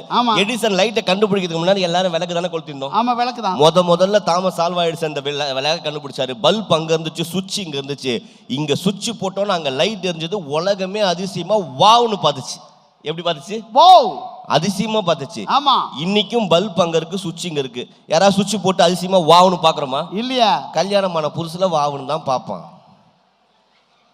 போ சுவிட்ச் போட்டு போயிட்டே இருப்பான். ஒரு வாட்டி சுவிட்ச் போட்டு வாவு, சுவிட்ச் போட்டு வாவுனா சார் சொல்ல முடியும்? எப்போ பார்த்தாலும் ஒரு பிரச்சனை. நான் என்ன கேட்குறேன், அவன் நீங்கள் நல்லா பாருங்கள், உங்களுக்கு எந்த ஒரு விழாவாக இருந்தாலும் எந்த ஃபெஸ்டிவலாக இருந்தாலும் உங்கள் வீட்டுக்கு தேவையான அத்தனை பொருட்களையும் வாங்கி தர உங்கள் கணவன் தனக்காக ஒரு செருப்பு எப்போ வாங்கிட்டான்னு யோசிச்சு பாருங்க. தனக்காக செருப்பு கூட வாங்காமல் குடும்பத்துக்காக செருப்பாக உழைக்கிறவன் தான் சார் ஆம்பளை. நீங்கள் ரொம்ப அழகாக ஒரு விஷயம் சொன்னீங்க, நான் அதை சொல்லி நிறைய செய்கிறேன். நம்ம கஷ்டப்படும் போது மனைவி மட்டும்தான் கூட இருப்பா, சந்தோஷமாக இருந்தால் உலகமே கூட இருக்கும். கரெக்டாக சொன்னீங்களா? உண்மை சார். நம்மக்கிட்ட காசு பணம் வேலை எல்லாமே இருந்தால் நண்பர்கள் உறவினர்கள் எல்லாம் நம்ம கூட இருப்பாங்க. கரெக்டா? அப்படி வேலைன்னு ஒருத்தன் ஓடி பணம் காசு சம்பாரிச்சு ஊர்லெல்லாம் நல்ல பேர் வாங்கி வச்சா வீட்டில் அவன் பொண்டாட்டிக்கிட்ட நல்ல பேர் இருக்காது. கரெக்டா? வீட்டில் நல்ல பேர் இல்லாமல் எல்லாத்தையும் இழந்துட்டு பிஸ்னஸ் லாஸ் ஆகி ஒன்றுமே இல்லாமல் நடு ரோட்டில் நிற்கும் போது கூட சப்போர்ட்டாக யார் இருப்பா? மனைவி மட்டும்தான் இருப்பா, வேற யாரும் இருக்க மாட்டாங்க. யோசிச்சு பாருங்க, ஆம்படியோட வாழ்க்கை எவ்வளோ கடுமையானதுன்னு. ஊர்லலாம் நல்ல பேர் வாங்கணும்னா அவன் நல்லா சம்பாதிக்கணும், வீட்டில் நல்ல பேர் வாங்கணும்னா அவன் எதுவுமே இல்லாமல் ரோட்டில் நிற்கணும். வெளியே இருக்கவங்ககிட்ட காசு வாங்கிக்கிட்டும் வீட்டில் கஷ்டப்படுற மாதிரி ஒரு ஆம்பளால் எப்படி சார் வாழ முடியும்? யோசிச்சு பாருங்க. வாழ்க்கையில் தான் குடும்பத்துக்காக இந்த உலகத்தில் நம்மளை விட வேற யாராவது ஒருத்தர் நல்லா இருக்கணும் நினைக்குமா சார்? மாட்டோம். எல்லாருக்குமே என்ன, நான் நல்லா இருக்கணும், என்னை விட நீ நல்லா இருக்கணும் அப்படின்னு யாராவது நினைப்போமா? இல்லை. என்னை விட இன்னொருத்தர் நல்லா இருக்கணும்னு நினைக்கக்கூடிய ஒரே உயிர் அப்பா மட்டும்தான். நம்மளை விட நம்ம புள்ள நல்லா இருக்கணும், நம்மளை விட நம்ம குடும்பம் நல்லா இருக்கணும், நம்மளை விட எல்லாரும் நல்லா இருக்கணும்னு நினைக்கிற அந்த ஆம்பளைங்களுக்கு வாழ்க்கையில் எங்கேயுமே ஒரு அங்கீகாரம் கிடைக்காம நீங்கள் யோசிச்சு பாருங்க. இந்த பிரச்சனைக்கு கல்யாணம் ஆகிறதுக்கு முன்னாடி வரைக்கும் ஒழுங்காக இருப்பான். கல்யாணமான புதுசில் இந்த மனைவி ஒரு பில்டப் கொடுப்பாங்க பாருங்க. ஏங்க தட்டிலே கை கழுவுங்க, ஏங்க சட்டை அயன் பண்ணி போட்டு போங்க, வாச வரைக்கும் வந்து ஊட்டி விடுறது என்ன, டாட்டா காட்டுறது என்ன, பிள்ளைங்க கொடுக்கறது என்ன, கவனிக்கிறது என்ன, இதுக்கு பழகிடுவோம். ஒரு வருஷம் ஆகும், ஒரு புள்ள வந்துடும். புள்ள வந்தோன்னே எம்மா சாப்பாடு, போய் சாப்பிடு, குழந்தை அழுகுது, அம்மா சாவி போய் எடுத்துக்கோ, புள்ள அழுகுது. பெண்கள் அப்பா மேலே பாசமாக இருப்பீங்க, புருஷன் வந்தோன்னே புருஷன் மேலே பாசமாவீங்க, புள்ள வந்தோன்னே புள்ள மேலே பாசமாவீங்க. உங்கள் பாசம் மாறிக்கிட்டே இருக்கும். ஆனால் ஆண்களோட பாசம் அப்படி கிடையாது. ஒருத்தர் மேலே பாசம் வச்சானா அந்த பாசம் என்றைக்குமே மாறாது. அம்மாக்கான மரியாதை அம்மாவுக்கு தான், மனைவிக்கான மரியாதை மனைவிக்கு தான். ஆனால் கடைசி வரைக்கும் அவனுக்கு மட்டும் மரியாதையே கிடைக்கிறது இல்லை. இந்த உலகத்தில் தான் சம்பாதிக்கிறத மொத்தமாக கொடுத்துட்டு எந்த பேரும் கிடைக்காம கடைசி வரைக்கும் ஒரு வீட்டு ஓரத்தில் உட்காந்துருக்கிற ஆண்களுடைய உழைப்பால் மட்டும்தான் ஒரு குடும்பமும் வளருது அப்படின்னு நீங்கள் தீர்ப்பு கொடுன்னு சொல்லிட்டு வாய்ப்பளித்த அத்துணை நல்ல உள்ளங்களுக்கும் நன்றி கூற விடைபெறுகிறேன். நன்றி, வணக்கம். அருமை அருமை அருமை. எத்தனை சுருக்கமாக ரொம்ப அழகாக பேசினார். உண்மையாகவே மதன் அவர்களுக்கு ஒரு பெரிய கைத்தறி கொடுத்து பாராட்டலாம். நேரத்தின் அருமை கருதி உடனடியாக களத்துக்கு வருகிறார்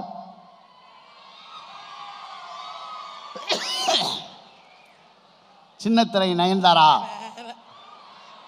அறந்தாங்கி நிஷா.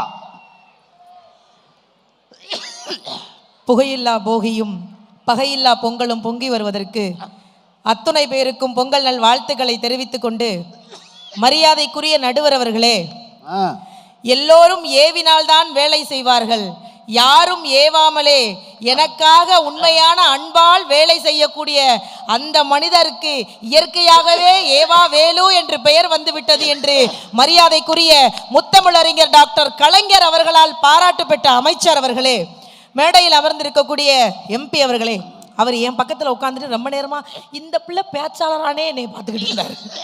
அப்புறம் நீ வேற நயன்தாரான்னு சொன்னா லைட்டா அப்படி பார்த்தார். அவர் எனக்கு ஐயா பக்கத்தில் உட்காரும் போதே பயந்துட்டேன் நான். சொர்க்கம் அண்ணா ரொம்ப நன்றி. இந்த பகுதிக்கு நாங்கள் வரும்போதெல்லாம் என்னை பொறுத்த வரையில் இந்த பகுதி முழுக்க நாங்கள் என்னைக்காவது ஒரு நாள் தான் வருவோம், அடிக்கடியெல்லாம் இந்த பகுதி வர்றது முடியல. அப்படி வரும்போதெல்லாம் கூட பிறந்த ஒரு அண்ணன் இருந்தால் எங்களை எந்த அளவிற்கு மரியாதை செய்வாரோ, இந்த பகுதி முழுக்க எங்களை பாதுகாப்போடு பார்த்து கொள்ளக்கூடிய மரியாதைக்குரிய முன்னாள் நகர்மன்ற தலைவர் அண்ணன் ஸ்ரீதரன் அவர்களுக்கு ஒரு பெரிய நன்றி. எல்லாருக்கும் பெரிய நன்றி. குறிப்பா இந்த மேடையில முன்னாடி இருக்கிறவங்க இவ்வளவு அழகா சிரிக்கிறீங்க, எனக்கு அதுவே ஒரு பெரிய சந்தோஷம். நிகழ்ச்சிக்கெல்லாம் வந்துட்டு சில பேர் உருன்னு உட்காந்துருப்பாங்க, கலகலகலகலன்னு முன்னாடி சிரிக்கிறீங்க. ஆனா இந்த மேடையில எனக்கு 2 பேரை கீழே இருக்கவங்க 2 பேரை பிடிச்சிருக்குனே. யார? இந்த 2 மாடு தான். அதான் புருஷ மாதிரியே தலையாட்டுது. நல்லா ஆட்டிக்கிட்டு இருந்துச்சு, நான் பேசும்போது நின்று போச்சு. அது பேட்டரி போச்சு. இல்ல, நல்ல பட்டிமன்றம், நல்ல தலைப்புன்னு. நான் ரொம்ப வளவலன்னு பேச வரல. ஏன்னா இங்க இருக்கிற எல்லாருக்குமே என்னை நல்லா தெரியும், உங்களையும் எனக்கு நல்லாவே தெரியும். நிறைய பார்த்த முகங்கள் இருக்கீங்க. நான் தெரியாம கேட்கிறேன், என்ன தலைப்பு கொடுத்துருந்தீங்க அதை தயவு செஞ்சு சொல்லுங்க. குடும்பத்தின் மகிழ்ச்சிக்கு காரணம் ஆண்களின் உழைப்பா பெண்களின் பொறுப்பா? பக்கத்துல எம்பியை வச்சுக்கிட்டு அவ்வளவு பெரிய துரோகத்தை பண்றதுக்கு உனக்கு எப்படி மனசு வந்துச்சு? என்ன நான் துரோகம்? திருவண்ணாமலை எப்பேற்பட்ட மண்ணுங்க, பக்திக்காக உலகம் முழுக்க திருவண்ணாமலை வந்துட்டு இருக்காங்க. இந்த மக்களை வச்சுக்கிட்டு துரோகம் பண்றதுக்கு உனக்கு எப்படி மனசு வந்துச்சு? நான் என்ன துரோகம் பண்ணேன்? இந்த ஆட்டிருச்சுல என் புருஷன் மாதிரி. மரியாதைக்குரிய அமைச்சர் முன்னாடி துரோகம் பண்றதுக்கு உனக்கு எப்படி மனசு வந்துச்சு? இன்னைக்கு சாப்பிடுற சாப்பாடு உனக்கு ஒட்டுமாடா கருவா பயல? எவ்வளவு, அதாவது உன்னைய வந்து எவ்வளோ டீசெண்டாக கூட்டு வந்திருக்கேன் அண்ணே. இல்லை நான் கருவா பையனா, நீ என்ன பெரிய ஒளிச்சு? நான் சாக்லேட் பிரவுனு. இல்லை என்ன துரோகம் பண்ண நான்? இவ்வளவு அருமையான மக்கள் முன்னாடி ஒரு நல்ல பட்டிமன்றத்துல 2 பெண் பேச்சாளரை கூட்டிட்டு வந்த உனக்கு ஏன் 2 பைத்தியத்தை கூட்டியாந்து உட்கார வச்சிருக்க? இதுல வேற தணிகை. எனக்கு தணிகை பேச்சுல ரொம்ப பிடிச்ச விஷயம் என்ன தெரியுமாண்ணே? முடிக்கும் போது அப்படியே உருகி ஒரு வார்த்தை சொன்னான், ஆண்கள்லாம் டியூப் லைட் மாதிரி. அதை தாண்டா நானும் சொல்றேன். டியூப் லைட் தான், ஒன்றும் தெரியாது. இதுகளை வச்சு மேய்க்கிற கஷ்டம் எங்களுக்கு தான் தெரியும். இதுல அம்மா 5 தோசை ஊத்தி வச்சுக்கிட்டு போதுமா அப்படின்னு கேட்பாங்களாம். தின்னி கொடுமாங்களா? நீங்க எப்பவுமே பெண். ஏன் தெரியுமா நாங்க போதுமா அப்படின்னு கேட்கிறோம்? காரணம் இருக்கு. நீங்க நல்லா கவனிச்சு பாருங்க.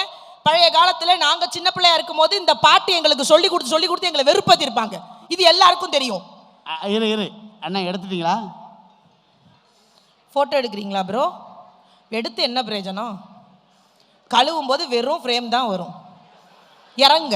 என் கல்யாணத்தன்னைக்கு எடுத்தவனே இன்னும் கொண்டாந்து கொடுக்கல. உங்க அப்படியே குழுன்னு வரப்போகுது. வீடியோகிராஃபர்லாம் வச்சுட்டு வீட்டுக்கே போயிட்டாரு. நாங்க ஏன் தோசை சுடும் போது அந்த வார்த்தை கேட்கறோம் தெரியுமா? இங்க இருக்கிற எல்லா, குறிப்பா பெண்கள் கை தட்டுவாங்க பாரு. என்ன வார்த்தை சொல்லி கொடுத்தீங்க ஆரம்பத்துல இருந்து நாங்க படிக்கும் போது? தோசை அம்மா, தோசை அம்மா சுட்ட தோசை, அப்பாவுக்கு 5, அண்ணனுக்கு 4, பாப்பாவுக்கு 3, அம்மாவுக்கு 2. எப்படி? சுட்டவளுக்கு 2, சும்மா இருந்தவனுக்கு 5. உங்களுக்கெல்லாம் தோசை கொடுக்க கூடாது, வெறும் தோசை மாவு தான் கொடுக்கணும். தின்னுபிட்டு கடங்க. இதுல வேற என் தம்பி மதன், நீ பேச கடைசி வரைக்கும் எங்க ஆடியன்ஸுக்கு புரியாதுடா தம்பி. இதுல எங்க அண்ணனை பார்த்து உனக்கு தெரியுமா தெரியாதான்னு வேற கேட்டு போறேன்.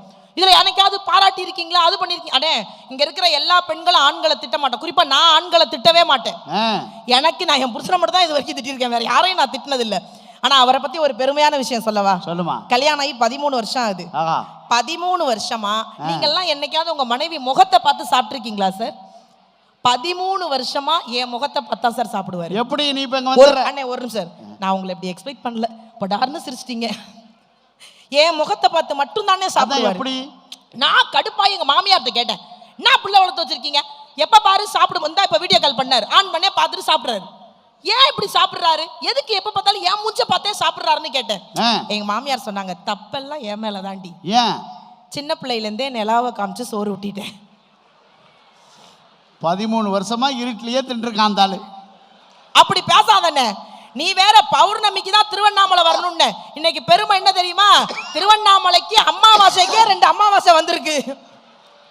இதை விட பெருமை வேற என்ன வேற நமக்கு? அதான். ஆனா அப்படி பேசாத. தை அமாவாசை. ஆனா இதை விட காமெடி என்ன தெரியுமாண்ணே? நீ காலையில எந்திரிச்சு யார் முகத்துல முழிப்ப? நான் வந்து என் பொண்ணு முகத்துல.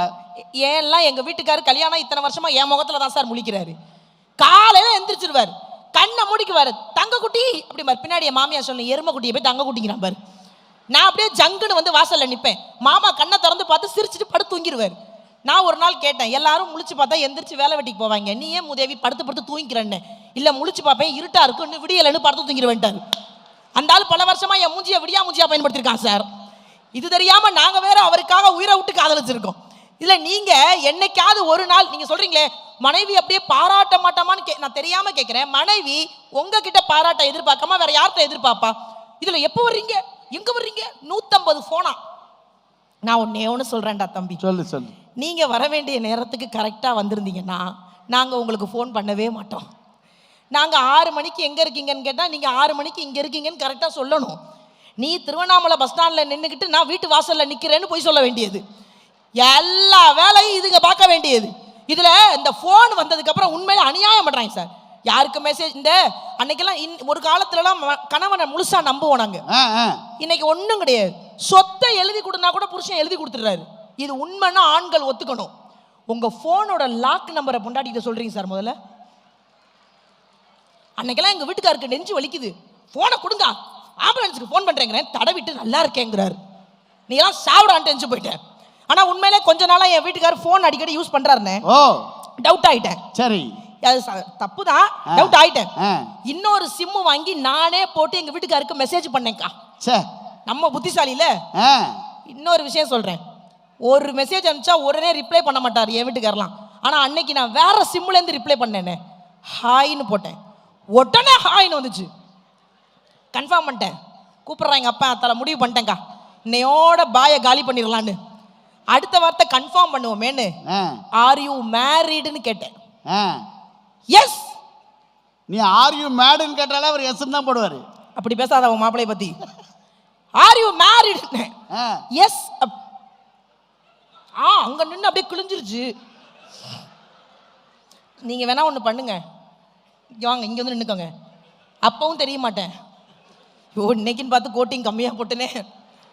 ஆர் யூ மேரிடுன்னு போட்டேன் பாருங்க, எஸ்ன்னு மெசேஜ் வந்துச்சு. வருத்தப்பட்டேன் சார், இறைவன்ட்ட மன்னிப்பு கேட்டேன். எப்பேற்பட்ட புருஷனை சந்தேகப்பட்டமே. ஆர் யூ மேரிடுன்னு சொன்னோன்னே எஸ்ன்னு சொல்லிட்டாரேன்னு அதோட மூடாம என் வாய அடுத்த வார்த்தை ஒரு மெசேஜ் போட்டேன். வேர் இஸ் யுவர் ஒய்ஃப்னு கேட்டேன். ஷீ இஸ் டெத்துன்னு போட்டான் சார். ஆண்களுடைய குணம் என்ன தெரியுமா? திருவண்ணாமலை கோயிலில் வேணா போய் பாரு, 10,000 பெண்கள் இருந்தாலும் தான் மனைவி எங்க இருக்கான்னா முதல்ல ஆம்பளை பார்ப்பான். ஏன்னா அவனுக்கு தான் தெரியும் அவன் எங்க இருந்தாலும் அவனை தான் பார்ப்பான்னு. கரெக்டா பாப்பா, தூக்குடா அவளை. அவன் இல்லைன்னா தான் அடுத்த ஆளையே பார்ப்பான். நீ பேசாதன்னு என்ன. ஆனா எங்களை மாதிரி பெண்களுக்கெல்லாம் அதிகபட்ச ஆசை என்ன தெரியுமாக்கா? அதிகபட்ச ஆசை நமக்கு வரப்போற புருஷன் இல்ல வந்து கிடக்கிற புருஷன் பாண்டியன் ஸ்டோர்ல வர்ற மூர்த்தி மாமா மாதிரி இருக்கணும்னு ஆசை. வர்றதெல்லாம் பாக்கியலட்சுமி கோபியா வருது. என்ன ஆனா இங்க எனக்கு வந்துனே உளவியல் ரீதியா பெண்கள் என்ன நினைக்கிறாங்க, ஆண்கள் என்ன நினைக்கிறாங்கன்னு சொல்ல முடியும். அப்படியா? ஆமாண்ணே. இப்ப பெண்கள் என்ன தெரியுமா நினைக்கிறாங்க? என்ன நினைக்கிறாங்க? உண்மைன்னா கை தட்டணும். நிஷா இவ்வளோ அழகா இருக்காளே. அங்க ஒரு அக்கா சொல்லு, தட்டி தோல கருவாச்சிலாம் வந்து கேப்பா. ஆனா இது ஆண்களும் தட்டுறீங்க, ஒரு மாதிரி ஜாலியா இருக்கு. பெண்கள் எல்லாம் நினைக்கிறாங்க நிஷா இவ்வளோ அழகா இருக்காளே, நிஷா கட்டியிருக்க புடவை இவ்வளோ அழகா இருக்கே, ஒருவேளை அந்த புடவையை நம்ம கட்டியிருந்தா நல்லா இருப்போமோ நினைச்சா அது பெண்கள் மனசு. நிஷாவையே நம்ம கட்டியிருந்தா நல்லா இருக்குமோ நினைச்சா ஆண்கள் மனசு. ஒரு ஆம்பளை நினைக்கல அப்படி. அப்படி பேசாதே. நான் ஸ்ட்ரைட்டாவே கேட்கிறேன். இங்க பாருங்க, இவ்வளவு பேர் ஆண்கள் பெண்கள் திருமணம் வந்திருக்கீங்க. 7 ஜென்மத்துக்கு இதே மனைவி தான் வேணுங்கிற ஆண்கள் கை தூக்குங்க பார்ப்போம். தைரியமா தூக்குங்கண்ணே. ஒரு ஐயா இந்த முன் வரிசை நான் எதிர்பார்க்கவே இல்லை. எனக்காகவாது தூக்குவீங்கன்னு எதிர்பார்த்தேன். 7 ஜென்மத்துக்கு இதே மனைவி தானே பல பேர். சொர்க்கம் கட்டின கையை எடுக்க மாட்டேங்கிறாரு. இதே பொண்டாட்டி தான் எனக்கு எத்தனை ஜென்மம் எடுத்தாலும் வேணும்னு நினைக்கிறவங்க கை தூக்குங்க பார்ப்போம். ஒரே ஒருத்தர் தாங்க கை தூக்கியிருக்காரு. சார் நீங்க ரொம்ப நேரம் கழிச்சு அவர் தூக்க சொல்லி தூக்குனீங்க. யாரை ஏமாத்துறீங்க? அலூனியாட்டம். அதுவும் அவர் கெஞ்சுறாரு, தூக்குங்கண்ணே. இப்ப பெண்களை கேளு, நீ கேளு. இருனே, இங்கே இந்த லட்சணம், அங்கிட்டலாம் எந்த லட்சணமோ இருந்தாலும் பரவாயில்ல, முயற்சி பண்றேன்.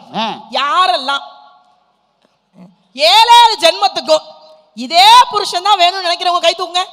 பாரு எங்க அக்காலாம் பாருனே சிங்க குட்டினே அம்புட்டோம். ஒரு அக்கா தலையில அடிச்சுக்குது, ஒரு அக்கா மண்ணவாரி தூத்துது. அப்படிலாம் கிடையாது. நீ கேட்டு போயிருவாடி, நான் படுற பாடு அந்த ஆளை கட்டிட்டு எனக்கு தான் தெரியும். கிடையாது. 7 ஜென்மத்துக்கும் இதே புருஷன் தான் வேணும்னு நாங்க நினைப்போம். ஆனா இவ்வளவு பேர் கை தட்டிருக்காங்க, கை தூக்கிருக்காங்க. என்ன தெரியுமா அர்த்தம்? என்ன காரணம்? இதை விட இழிச்ச வய வேற எந்த ஜென்மத்துல கிடைப்பாரு? கண்டிப்பா தேங்காய் சட்னி அவனை தவிர எவனாலே அரைக்க முடியாது. இல்ல நான் தெரியாம கேக்குறேன், நீங்க உண்மையா இருக்கீங்களா? நாங்க எவ்வளவு உண்மையா இருக்கோம். அண்ணே இந்த போன் வால்பேப்பர்ல நீ யார் போட்டோ வச்சிருக்க? நான் வந்து எங்க மாமியார் போட்டா. மனங்கட்ட குடும்பமா இருக்கும் போலடா. ஆனா நான் அப்படி கிடையாதுன்னா என் குழந்தை போட்டோ வச்சிருக்கேன். எங்க வீட்டுக்காருக்காக இந்த இடத்துல நான் ஒரு கைத்தட்டு வாங்கி கொடுக்க ஆசைப்படுறேன். ஏன்னா நல்ல மனுஷன். கல்யாணம் இத்தனை வருஷமா என்னோட போட்டோவை தாங்க அவர் வால்பேப்பர்ல வச்சிருக்காரு. ஏன் மாத்தலையா? அந்த ஆளுக்கு மாத்த தெரியாது. மா இவ்வளவு ஏமா என் போட்டோ 2 போட்டோ எப்பயுமே மனைவி மணிப்பர்ஸ்ல வச்சிருக்கா. அதானே காதல். அந்த காதல்லாம் கிடையாது, அதை வச்சுதான் லோன் வாங்குறா. இந்த குழுவில் லோன் வாங்கிறான், நான் லோன் அலைஞ்சிட்டு தெரியுறேன். நீ தான் மாசம் பூரா பட்டிமன்றம் போய் 15 லட்ச ரூபா சம்பாதிக்கிறியே. உன்னை கேட்டாங்களா? அதெல்லாம் போட்டு விடுவோம், ஏதாவது இடி பீடின்னு வரட்டும். அதெல்லாம் தாண்டி எனக்கு என்ன ஒரு பெரிய வருத்தம்னா, பொண்டாட்டியை பாராட்டணுமா, சுவிட்ச் போட்டு வாவ் வாவ், உனக்கு இன்னைக்கு பேமெண்ட்டே கிடையாதுடா. நான் தெரியாம கேட்கிறேன், நீங்க மட்டும் எப்படி? இந்த கல்யாணத்துக்கு முன்னாடி நிச்சயதார்த்தம் ஒன்று பண்ணுவாங்க சார், நீங்க நல்லா கவனிச்சு பாருங்களேன். எங்க அப்பாலாம் மாப்பிள்ளை போட்டோவை கொண்டாந்து என்கிட்ட காமிச்சாரு. ஏம்மா இதான் மாப்பிள்ளை, பேசி முடிச்சிருவோமா? நான் பார்த்தேன், நீ பேசுப்பா, நான் முடிச்சிடுறேன். எங்க முடிச்சேன்? நான் தான் முடிச்சு போய் கிடக்குறேன். எங்க அப்பாலாம் கல்யாணம் முடிச்சு, எல்லா ஆண்களும் திருமணத்துக்கு முன்னாடி இந்த நிச்சயதார்த்தம் முடிச்சோடனே ஒரு போனை வாங்கி மனைவி கையில கொடுத்துட வேண்டியது. பேசினே இருப்பாங்க சார், கல்யாணம் வரைக்கும் பேசிட்டே இருப்பாங்க. கல்யாணம் முடிஞ்ச உடனே அந்த கையை இறுக்கி பிடிச்சுக்குவாங்க. நடந்து போகும்போது பாருங்களேன், இறுக்கி பிடிச்சுக்குவாங்க. ஏன்னா விட்டா ஓடிடுவா. ஒரே நாள்ல இவனை பத்தி அவளுக்கு தெரிஞ்சு போயிடும். இறுக்கி பிடிச்சுக்குவா, வா தங்கம், வா சொல்லும், வா வைரோன்னு. வருஷம் பூரா கையை பிடிச்சிட்டு நடக்கிறீங்க. அதுக்கப்புறம் அவன் ஒரு பக்கம் போவான், இவன் ஒரு பக்கம் போவான்.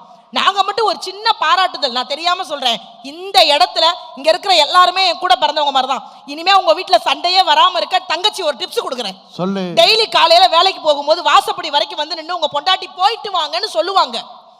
அப்படி சொல்லும் போது நமக்கு ஏதோ திருவண்ணாமலையில் ஆஸ்கர் அவார்டு கொடுக்குற மாதிரி ஓடாதீங்க. பொண்டாட்டியை திரும்பி பார்த்து, எப்பட்றா கல்யாணத்தன்னைக்கு பார்த்த மாதிரியே இருக்க, அது உலகமாக போயின்னு எங்களுக்கும் தெரியும். நாங்க திரும்பி சொல்லுவோம், நீங்க மட்டும் என்னவா, என்ன பொண்ணு பார்க்க வந்த அன்னைக்கு எப்படி இருந்தீங்களோ அப்படியே இருக்கீங்க. அப்படியா இருக்குங்க? பொண்ணு பார்க்க வந்த அன்னைக்கு மண்டை நிறையா இருக்கும், இப்போ மண்டையில முடியே இருக்காது. பொண்ணு பார்க்க வந்த அன்னைக்கு அப்படி ஒல்லியா இருப்பாங்க, இப்போ அத்தை தண்டியா இருப்பாங்க. நாங்க ஏத்துக்கிட்டு வாழ்றது இல்லை உங்களை எல்லாம். ஆனா எனக்கெல்லாம் பொண்ணு பார்க்க வரும்போது எனக்கு இன்னும் ஞாபகம் இருக்குண்ணே, இந்த நிமிஷம் வரைக்கும் எத்தனை பேர் பொண்ணு பார்க்க வந்தாங்க? 250 பேர் வந்தாங்கண்ணே. அவன் பொண்ணு பார்க்க வரல, இது பொண்ணான்னு பார்க்க வந்திருக்காங்க. இல்லை எனக்கு புரியல, நான் பொண்ணு தான், யார் நம்ப வேணான்னு சொல்றது? நான்லாம் எங்கள் ஊர்லேயே வந்து விசாரிச்சு பாருங்க, அறந்தாங்கில இங்கேருந்து 7 மணி நேரம் யாரும் வரமாட்டீங்க, நம்பி சொல்கிறேன். அறந்தாங்கிலே அழகா இருக்கிறது நான் ஒரே ஒரு ஆள் தான். அவ்வளவு அப்படி தேவதை மாதிரி இருப்பேன் அந்த ஊரில். நான் நிஜமா சொல்கிறேன், என்னையெல்லாம் பொண்ணு பார்க்க வந்தாங்க. பொண்ணு பார்க்க போகும்போது மாப்பிள்ளை தானே வரணும். எங்கள் வீட்டில் எங்கள் மாமியார் வந்தாங்க. வந்து அவங்க தான் பூ வச்சுட்டு போனாங்க. ஒரு வாரம் கழிச்சு சொல்லாமல் கொள்ளாமல் எங்கள் வீட்டுக்கார் வந்தார். சொல்லிட்டு வந்துருக்கூடாது, பவுடர் கிவுடர் அடிச்சுட்டு இருந்திருப்பேன். வாசல்ல நைட்டியோட நின்றுட்டு இருந்தேன். நான் நைட்டி போட்டா எப்படி இருப்பேன்னு யோசிக்க வேணாம், பிக் பாஸ்ல போய் பார்த்துட்டு வாங்க. எனக்கெல்லாம் வைத்தறிச்ச குடும்பம் என்னன்னா, பிக் பாஸ்ல 87 நாள் இருந்துட்டு வெளியில வந்தேன்னே. வெளியில வந்து முதல் போன் எங்க வீட்டுக்காரருக்கு தானே போட்டேன். ஓட்டு போட்டீங்களான்னு. ஓட்டு போட்டேன்டின்னாரு. ஓட்டு போட்டா நான் எப்படிங்க வெளியில வருவேன்னு. நீ வெளியில வரணும்னு தான் வேற ஆளுக்கு ஓட்டு போட்டேன்னாரு. நம்மளால அப்பேற்பட்ட ஆளு இன்னைக்கு பல பேர் அப்படிதான் ஓட்டே போடுறாங்க. ஆனா எனக்கு தெரிஞ்சு நான் வாசல்ல அப்படி நைட்டியோட நின்றுட்டு இருந்தேன் பாருங்க. எங்க வீட்டுக்காரர் வந்து எங்க அம்மா சொன்னாங்க, மாப்பிள்ளை வர்றாரு வீட்டுக்குள்ள ஓடி வான்னாங்க. நான் வெக்கப்பட்டு வீட்டுக்குள்ள ஓட, அந்த ஆள் என்னைய பார்த்து வீட்டை விட்டு ஓட. உங்க வீட்டு எருவு மாடு அன்னைக்கு பிச்சுட்டு ஓட. எருவு மாடு எங்கனே போச்சு? ஆனா போன மாசம் எங்க வீட்டுக்காரர் அரெஸ்ட் பண்ண போலீஸ் வந்துருச்சுன்னு. ஏன்? ஓ மச்சான் அரெஸ்ட் பண்றதுக்கு வீட்டுக்கு தப்பு. உனக்கே தெரியும், நான் தான் பேசுவேன். எங்க வீட்டுக்காரர் வாயை திறந்து பேச மாட்டாரு. அது ஒரு குழந்தைன்னு. அவர் அரெஸ்ட் பண்ண போலீஸ் வந்துருச்சுன்னு. ஏன் அரெஸ்ட் பண்ணாங்க? விசாரிச்சு பார்த்தா அவர் தப்பு பண்ணிருக்காருன்னு. அதான் என்ன தப்பு? சட்டப்படி வீட்டுல மயில் வளர்த்தா தப்பாமே. எந்த ஊர்ல காக்கா வளர்த்ததுக்கு அரெஸ்ட் பண்ணாங்க? ஐயா அந்த மயில் நான் தாங்கய்யா, வேற ஏனும்ல. இவ்வளவு கொடூரமாவா உட்காந்துருப்பீங்க? என்னைய பார்த்தா மயில் மாதிரி தெரியல. நான் தெரியாம கேட்கிறேன், வீட்டுல என்னைக்காவது மனைவிய சும்மா ஒரு நார்மலாவது பாராட்டி இருக்கீங்களா? ஒரு வார்த்தைக்காவது இன்னைக்கு நீ சமைச்சது நல்லா இருக்கு. நான் தெரியாம கேட்கிறேன், அம்மா என்ன செஞ்சு கொடுத்தாலும் அது நல்லாவே இல்லைன்னா கூட நல்லா இருக்குன்னு சாப்பிடுற உங்களுக்கு மனைவி காலையில இருந்து மதியம் வரைக்கும் வேர்க்க விறுவிறுக்க சமைச்சு கொடுக்குற சாப்பாடு நல்லா இருந்தா கூட நல்லா இருக்குன்னு சொல்றதுக்கு மனசு வரலன்னா அது என்னங்க வாழ்க்கை? உண்மையில நல்லா சமைச்சு கொடுப்பேன். இந்த பாராட்டுறதுல ஆண்களுக்கு அவ்வளவு வைத்தறிச்ச கொடுமையா இருக்கு. நான் நல்லா சமைப்பேன், நிஜமாவே நல்லா சமைப்பேன், சூப்பரா சமைப்பேன். இது வரைக்கும் நீ என் வீட்டுக்கு வந்திருக்கியா இல்லையா? வந்திருக்கேன். ஒரு தடவை சமைச்சு கொடுத்தேன்ல? ஒரே ஒரு தடவை தான் கொடுத்தேன், அன்னைக்கு தான். அப்படி பேசாதே.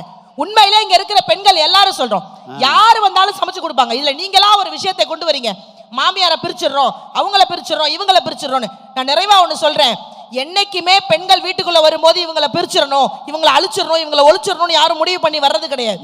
நீங்க தான் வந்தோடனே எங்களுக்கு சொல்லி கொடுக்குறீங்க. எங்க அம்மா ஒரு மாதிரி கிறுக்கு மாதிரி பேசும், நீ எதுவும் நினைச்சுக்காத. எங்க அண்ணன் அப்படிதான் குறுன்னு பார்ப்பான், அவன்கிட்ட பேசாத. என் தம்பி அப்படிதான் உன்கிட்ட கடை வாங்குவான், அவனுக்கு கொடுக்காத. உங்கள் உறவு முறைகளை வந்த அன்னைக்கே எங்க கிட்ட தப்பா சொல்லி கொடுக்கறது நீங்க தாங்க. பெண்கள் எப்பொழுதுமே ஒரு பிறப்புலேருந்தே அவங்களுக்கு ஒரு மனசுல வந்துடும், எல்லோரையும் சேர்க்கக்கூடியவர்கள் தான் பெண்கள். தியாகத்தின் மறு உருவம் பெண்கள். நீங்க கொடுக்குற காசை வச்சுதான் நாங்க குடும்பம் நடத்துறோம் நினைக்காதீங்க. இன்னமும் கிராமத்துல இந்த பழக்கம் இருக்கு. கணவன் குடிகாரனாக இருந்து குடும்பத்தை காப்பாற்ற முடியாத சூழல் வந்தால் கூட கூட பிறந்தவங்கிட்ட வேற வழியே இல்லாம கை நீட்டி காசு வாங்கி தன்னுடைய குடும்பத்தை காப்பாற்றக்கூடிய எத்தனையோ பெண்கள் இந்த உலகத்துல வாழ்ந்துகிட்டு இருக்காங்க. குடும்பத்திற்காக எதையும் தாங்கி பிடிப்பவள் பெண் என்கின்ற ஒரே காரணத்தினால உங்களுடைய உழைப்பை விட எங்களுடைய பொறுப்பு தான் குடும்பத்தில் உயர்ந்ததென்று நல்ல தீர்ப்பை தர வேண்டும் என்று சொல்லி உங்கள் அத்துணை பேருக்கும் மீண்டும் பொங்கல் வாழ்த்துக்களை தெரிவித்துக் கொண்டு விடைபெறுகிறேன். நன்றி, வணக்கம். அருமை அருமை அருமை. மிக சிறப்பாக இயல்பாக பேசிய அறந்தாங்கி நிஷா அவர்களுக்கு பெரிய கைத்தட்டை கொடுத்து பாராட்டலாம். கேடில் விழிச்செல்வம் கல்வி ஒருவருக்கு மாடல்ல மற்றையவைன்னு வள்ளுவர் சொன்னார். மனிதர்களுக்கு மட்டுமில்லை, தனக்காக பாடுபட்ட மாட்டுக்கும் பொங்கல் கொண்டாடுகிற ஒரே இனம் தமிழ் இனம் மட்டும்தான். எனக்கு அங்காருக்கு பொங்கல் கிடையாது. உண்மைதானே? இப்போ நீங்கள் மாட்டை கூட பாருங்கள், ஒரு அறுவடை செய்து நெல்லை நாம் எடுத்துகிட்டு வைக்கோல் அதுக்கு கொடுப்போம். அதே மாதிரி அதோடைய சமைச்சோம்னா நம்ம அரிசியை குத்தி அரிசியை நாம் எடுத்துக்கிட்டு உமியும் தவிட்டையும் மாட்டுக்கு கொடுப்போம். சோறு வடித்தோம்னா சோத்தை நாம் எடுத்துக்கிட்டு கஞ்சி தண்ணியை மாட்டுக்கு கொடுப்போம். தேவையான பொருளை எல்லாம் நாம் எடுத்துக்கிட்டு தேவையற்ற பொருளை மாட்டுக்கு தருவோம். அது தேவையற்ற பொருளை சாப்பிட்டு தேவையான பாலை நமக்கு தருகிறது என்று சொன்னால் உலகத்தில் மிகச்சிறந்த ஒரு உயிரினம் மாடு. அதனால தான் வாழ்க்கையில் நீங்கள் நல்லா நினச்சி பாருங்கள், ஒரு பொங்கல் திருவிழாவை இவ்வளவு சிறப்பாக நடத்திக்கிட்டு இருக்காங்க. 2 வரியில் நான் தீர்ப்பு சொல்லிடுறேன். பாலச்சந்தரே ஒரு படம் எடுக்கலாம், சிந்து பைரவின்னு ஒரு படம் எடுக்கிறதுக்கு முயற்சி பண்ணார். அந்த படத்தினுடைய கதையை பிரபஞ்சன்ட்ட கேட்டார். இந்த பிரபஞ்சன்ட்ட ஏதாவது கதை வச்சுருக்கியாப்பா அப்படின்னு கேட்டார். இப்போ பிரபஞ்சன் சொல்கிறார், 4 வரியில் ஒரு கதை இருக்குது, அதை சொல்கிறேன், நீங்கள் டெவலப் பண்ணீங்கன்னு சொன்னார். சரி சொல்லுப்பான்னார். பிரபஞ்சன் சொன்ன கதை என்ன தெரியுமா? ஒரு இசைக்கலைஞன், இசையே தெரியாத ஒரு பெண்ணை அவனுக்கு திருமணம் பண்ணி வச்சிடறாங்க. ஒரு நாட்டியம் ஆடுற பெண் மீது அவனுக்கு மையல் வந்துடுது. அவன் நாட்டியம் ஆடுற பெண்ணோட போயிடுறான். ஒரு 6 வருஷம் குடும்பம் நடத்திட்டு திரும்ப வர்றான். மனைவிட்டே வந்துட்டான். ஏதோ அவங்களுக்குள்ள பிரச்சனை. மனைவிட்ட வந்தோன்னா மனைவி தோசை சுட்டு கொடுக்குறா. தோசையை ரசித்து சாப்பிட்றான். சாப்பிடும்போது மனைவியை பாராட்டுறான். உன் தோசை எனக்கு ரொம்ப பிடிக்கும், ரொம்ப அழகாக நீ சமைப்ப, உன் பொன்முருவலான தோசை எனக்கு ரொம்ப பிடிச்ச ஒன்றுன்னு சொல்கிறான். இப்போ மனைவி சொன்னா, கல்யாணம் ஆன புதுசில் நான் உனக்கு நிறைய தோசை சுட்டு கொடுத்தேன். நீ என்னை விட்டு பிரிஞ்சு 6 வருஷம் வெளியில் இருந்தீல, அப்போ என் பிள்ளைகளுக்கு நான் நிறைய தோசை சுட்டு கொடுத்தேன். நீ இப்போ திரும்ப வந்திருக்கீல, இப்போவும் நான் உனக்கு நல்ல தோசை சுட்டு கொடுத்துருக்கேன். எனக்கு இசை தெரியாதுன்னு தானே இன்னொருத்தன் கூட போனேன், எனக்கு சமையல் நல்லா தெரியும்ல, நான் எந்த சமயக்காரன் பின்னாடியாவது போனான்னு கேட்டா.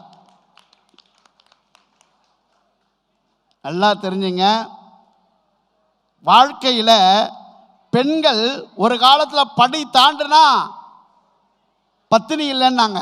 இன்னைக்கு படி தாண்டாவிட்டால் குடும்பமே பட்டினி என்கிற நிலைமைக்கு வந்திருக்கு. இன்னும் சொல்ல போனால் இந்த சமுதாயத்தில் இன்னைக்கு துணை முதலமைச்சர் அவர்கள் ஒரு கேரம் போர்டுன்னு ஒரு விளையாட்டு இருக்கு. காசிமா கீர்த்தனான்னு 2 பெண்ணு சென்னையில் விளையாடுறாங்க. அந்த பெண்கள் நீங்கள் பார்த்தீங்கன்னா கேரம் போர்டில் கருப்புக்கு 5 மதிப்பெண், வெள்ளைக்கு 10 மதிப்பெண். அது வெள்ளைக்காரன் கண்டுபிடிச்ச ஆட்டம். வெள்ளை ஏகாதிபத்தியம் நிறைந்த விளையாட்டு கேரம் போர்டு. ஏன்னா கருப்புக்கு 5 மதிப்பெண், வெள்ளைக்கு 10 மதிப்பெண். அதில் ஒரு ராணி ஒன்று இருக்கும், அதுதான் அந்த ரெட் காயின். அதை தனியாக அனுப்ப மாட்டான் வெள்ளைக்காரன், ஒரு சோல்ஜர் கூடவே ஃபாலோ பண்ண சொல்லுவான். வெள்ளை ஏகாதிபத்தியம் நிறைந்த விளையாட்டு கேரம் போர்டு. அதில் சாம்பியன்ஸு இன்னைக்கு காசிமா என்கிற பெண்ணும் கீர்த்தனா என்கிற பெண்ணும் 1 கோடி ரூபாய் நம் துணை முதலமைச்சர் கொடுத்துருக்காரு அவங்க. இன்னைக்கு கண்ணகி நகரில் பிறந்த ஒரு பெண்ணு பக்ரீனில் போய் கபடி ஆடி இன்னைக்கு தமிழ்நாட்டினுடைய தங்க மங்கையாக வந்திருக்கிறா கார்த்திகான்னு ஒரு பெண்ணு. நீங்கள் நல்லா நினச்சி பாருங்க. இதே ராணிப்பேட்டை மாவட்டத்தில் கீழாவதம் என்கிற ஒரு ஊரில் 3 பெண்கள் ஒரே நாளில் வெங்கடேஸ்வரங்கிற ஒரு சாதாரண கூலி தொழிலாளியுடைய பெண்ணு 3 பெண்கள் ஒரே நாளில் தமிழ்நாட்டில் காவல்துறையில் ஜாயின் பண்ணியிருக்காங்க. நம்ம முதலமைச்சர் ஃபோன் பண்ணி வாழ்த்து தெரிவிச்சிருக்கார். இன்னைக்கு பெண்கள் மிகப்பெரிய சாதனையை படைச்சிட்டு இருக்காங்க, ஆண்களுக்கு நிகராக படைச்சிட்டு இருக்காங்க. பாக்யராஜ் இந்த கதையை சின்ன வீடுன்னு ஒரு படத்தில் ஒரு 4 வரியில் பாட்டாக சொன்னார். அதான் தீர்ப்பு. நல்லா பாருங்க, வெள்ள மனம் உள்ள மச்சான் இந்த பாட்டை ஆரம்பிக்கும். அதில் சொல்லுவார், செங்கரும்பே நான் மறந்து வேலி முள்ளே ஏன் கடிச்சேன். இவர் சொல்றார், செங்கரும்பு மாதிரி நீ இருந்தம்மா, வேலி முள்ள போய் நான் கடிச்சிட்டு வந்தேன் அப்படின்னு அவர் சொல்றார், ஒத்துக்கிறான். அதுக்கு அவர் மனைவி சொன்னா, பூவுக்குள்ளும் நாகம் உண்டு, சாமிக்குந்தான் வீடு ரெண்டு. அடுத்த வரி சொன்னா, கல்லையும் பாலா நீ நினைச்ச, முள்ளையும் பூவா நீ முடிச்ச. நான் கல்லுமா, நீ பால் நினைச்ச, நான் முள்ளு, நீ பூன்னு நினைச்ச. அதுக்கு மனைவி சொன்ன ஒரு பதில் தாங்க இன்னை வரைக்கும் குடும்பம் என்கிற அமைப்பு இருப்பதற்கு காரணம். என்ன சொன்னா தெரியுமா? போனதெல்லாம் போகட்டுங்க, யாரும் இங்கே ராமன் இல்லை, வெள்ள மனம் உள்ள மச்சான்னு முடிச்சான். யாரும் இங்கே ராமன் இல்லைனார். கண்ணதாசன் தான் சொன்னார், ஒருத்தி ஒருவனை நினைத்து விட்டால் உன் உறவுக்கு பெயர் என்னன்னார். கண்ணதாசன் போய் கேட்டாங்க, ஒருத்தி தான் ஒருவன் நினைப்பாளா, ஒருவன் ஒருத்தியை நினைக்க மாட்டான். கண்ணதாசன் சொன்னார், எனக்கு நம்பிக்கை இல்லைன்னாரு. ஓப்பன் ஸ்டேட்மெண்ட் கண்ணதாசன் சொன்னார். அப்போ இன்னைக்கு குடும்பம் என்கிற சமூக அமைப்பு சிதறாமல் இருக்கிறது என்றால் அது மனைவி என்கிற தியாகத்தால் மட்டும்தான் இருக்கிறது. இன்னும் ஒன்னே ஒன்று சொல்றேன், நம்ம ஒரு பஸ்ஸில் ஜன்னலோர சீட்டு பார்ப்போம். எல்லாருக்கும் ஜன்னலோர சீட்டு பிடிக்கும்ல சார்? ஜன்னலோர சீட்டு எல்லாருக்கும் பிடிக்கும். யாராவது ஜன்னலோர சீட்டு நீங்கள் உட்காந்துருக்கும் போது வந்து எந்திரிச்சிங்க அப்படின்னா எந்திரிப்போமா? எந்திரிக்க மாட்டோம். ஆனால் ஒரு கல்யாணம் ஆகிட்டா மனைவியை தான் ஜன்னலோரத்தில் உட்கார வைப்பானே தவிர கணவன் உட்கார மாட்டான். ஏன்னா அவளை யாரும் உரசிடப்படாது. ஒரு குழந்தை பிறந்தா குழந்தை தான் ஜன்னலோரத்தில் உட்காந்துருக்கான் இல்லைங்களா? அப்போ யோசிச்சு பாருங்க, தனக்காக இல்லை மகிழ்ச்சி தான் ஜன்னலோர சீட்டு, ஆனால் தன் மகிழ்ச்சியை விட தன் குடும்பத்தின் மகிழ்ச்சி காரணம் என்று நினைக்கிறவன் ஆண். ஆனால் எல்லாவற்றையும் தாங்குகிறவள் பெண். எஸ் ராமகிருஷ்ணன் சொன்ன ஒரு வரியோடு நிறைவு செய்கிறேன். ஒரு திருப்பதிக்கு போகிறோம்னு வச்சுங்க, திருப்பதி போய் திரும்பி வர்றோம். கணவன் என்ன யோசிப்பான்?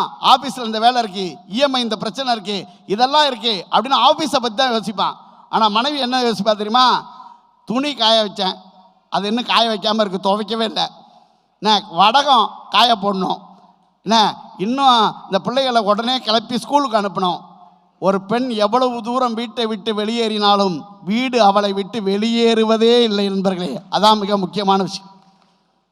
அந்த வீட்டோடு தொடர்புடையவளாகவே பெண் இருப்பாள். ஆனால் ஒரு செகண்டு ஒரு குடும்பத்தை விட்டு வெளியே போயிட்டான் ஆண் ஒருபோதும் வீட்டை நினைக்க மாட்டான். வீட்டுக்குள்ளே வந்தால் தான் வீட்டை பற்றி நினைப்பான். ஒரு ஆணினுடைய வளர்ச்சி என்பது சம்பாத்தியம் மட்டும்தான். அந்த பெண் சொன்ன மாதிரி ஒரு பெண், அது தாயோ தமக்கையோ மகளோ, ஒழுக்கமாக இருந்தால் மட்டும்தான் ஒரு ஆம்பளை தோளில் துண்டை போட்டு வெளியே வர முடியும். ஒழுக்கமாக இல்லை என்றால் தலையில தான் துண்டை போட்டு வரணுங்கனால நம்முடைய குடும்பத்தின் ஆண் லட்சமாக கோடியாக சம்பாதிச்சாலும் பொறுப்பு என்பது பெண்களிடம் இருந்தால் மட்டும்தான் குடும்பம் சந்தோஷமாக இருக்கும் என்று சொல்லி அற்புதமாக ரசித்து கேட்ட உங்கள் அத்தனை பேருடைய திருப்பாதங்களுக்கும் நன்றி சொல்லி, கலையாத கல்வியும் குறையாத வயது ஒரு கபடவராத நட்பும் கொன்றாத விளமையும் குற்றாத கிழமையை கடைபிடிக்கலாவற்றலும் சலியாத மனமான் பகலாத மனைவியும் தவறாத சந்தானமும் தாழாத கத்தியும் மாறாத வார்த்தைகள் தலைகள் வராத கொடையும் துளையாத நித்தியமும் கோணாத கோள் ஒரு துன்பம் இல்லாத வாழ்வும் இறைவனையும் பார்த்து அன்பும் என்கிற 16 செல்வங்களும் உங்கள் குடும்பங்கள் நிறைய பற்றி நீங்கள் பல்லாண்டு பல கோடி நூறாண்டு வாழ வேண்டும் என்று எல்லாம் வல்ல இறைவனை பிரார்த்தித்து அமைச்சர் பெருமான் உள்ளிட்ட அத்தனை பேருக்கும் பணிவான நன்றி கலந்த வணக்கம் சொல்லி விடைபெறுகிறோம். நன்றி, வணக்கம். அறிவின் வாள் ஏந்தி வார்த்தைகளால் போராடி கருத்துக்களால் கவனம் ஈர்த்து பட்டிமன்ற மேடையை உயிர்ப்பித்த எங்கள் பேச்சாளர் பேராசிரியர் கோ பழனி ஐயா அவர்களுக்கும், பாண்டிச்சேரி மதன் அண்ணா அவர்களுக்கும், அறந்தாங்கி நிஷா அக்காவிற்கும், தணிகை வேலன் அண்ணாவிற்கும், யோகேதர்ஷினி அக்காவிற்கும் எங்கள் மனமார்ந்த நன்றிகளை தெரிவித்துக் கொள்கிறோம். அருணை தமிழ்ச் சங்கத்தின் சார்பாக மனமார்ந்த நன்றிகள்.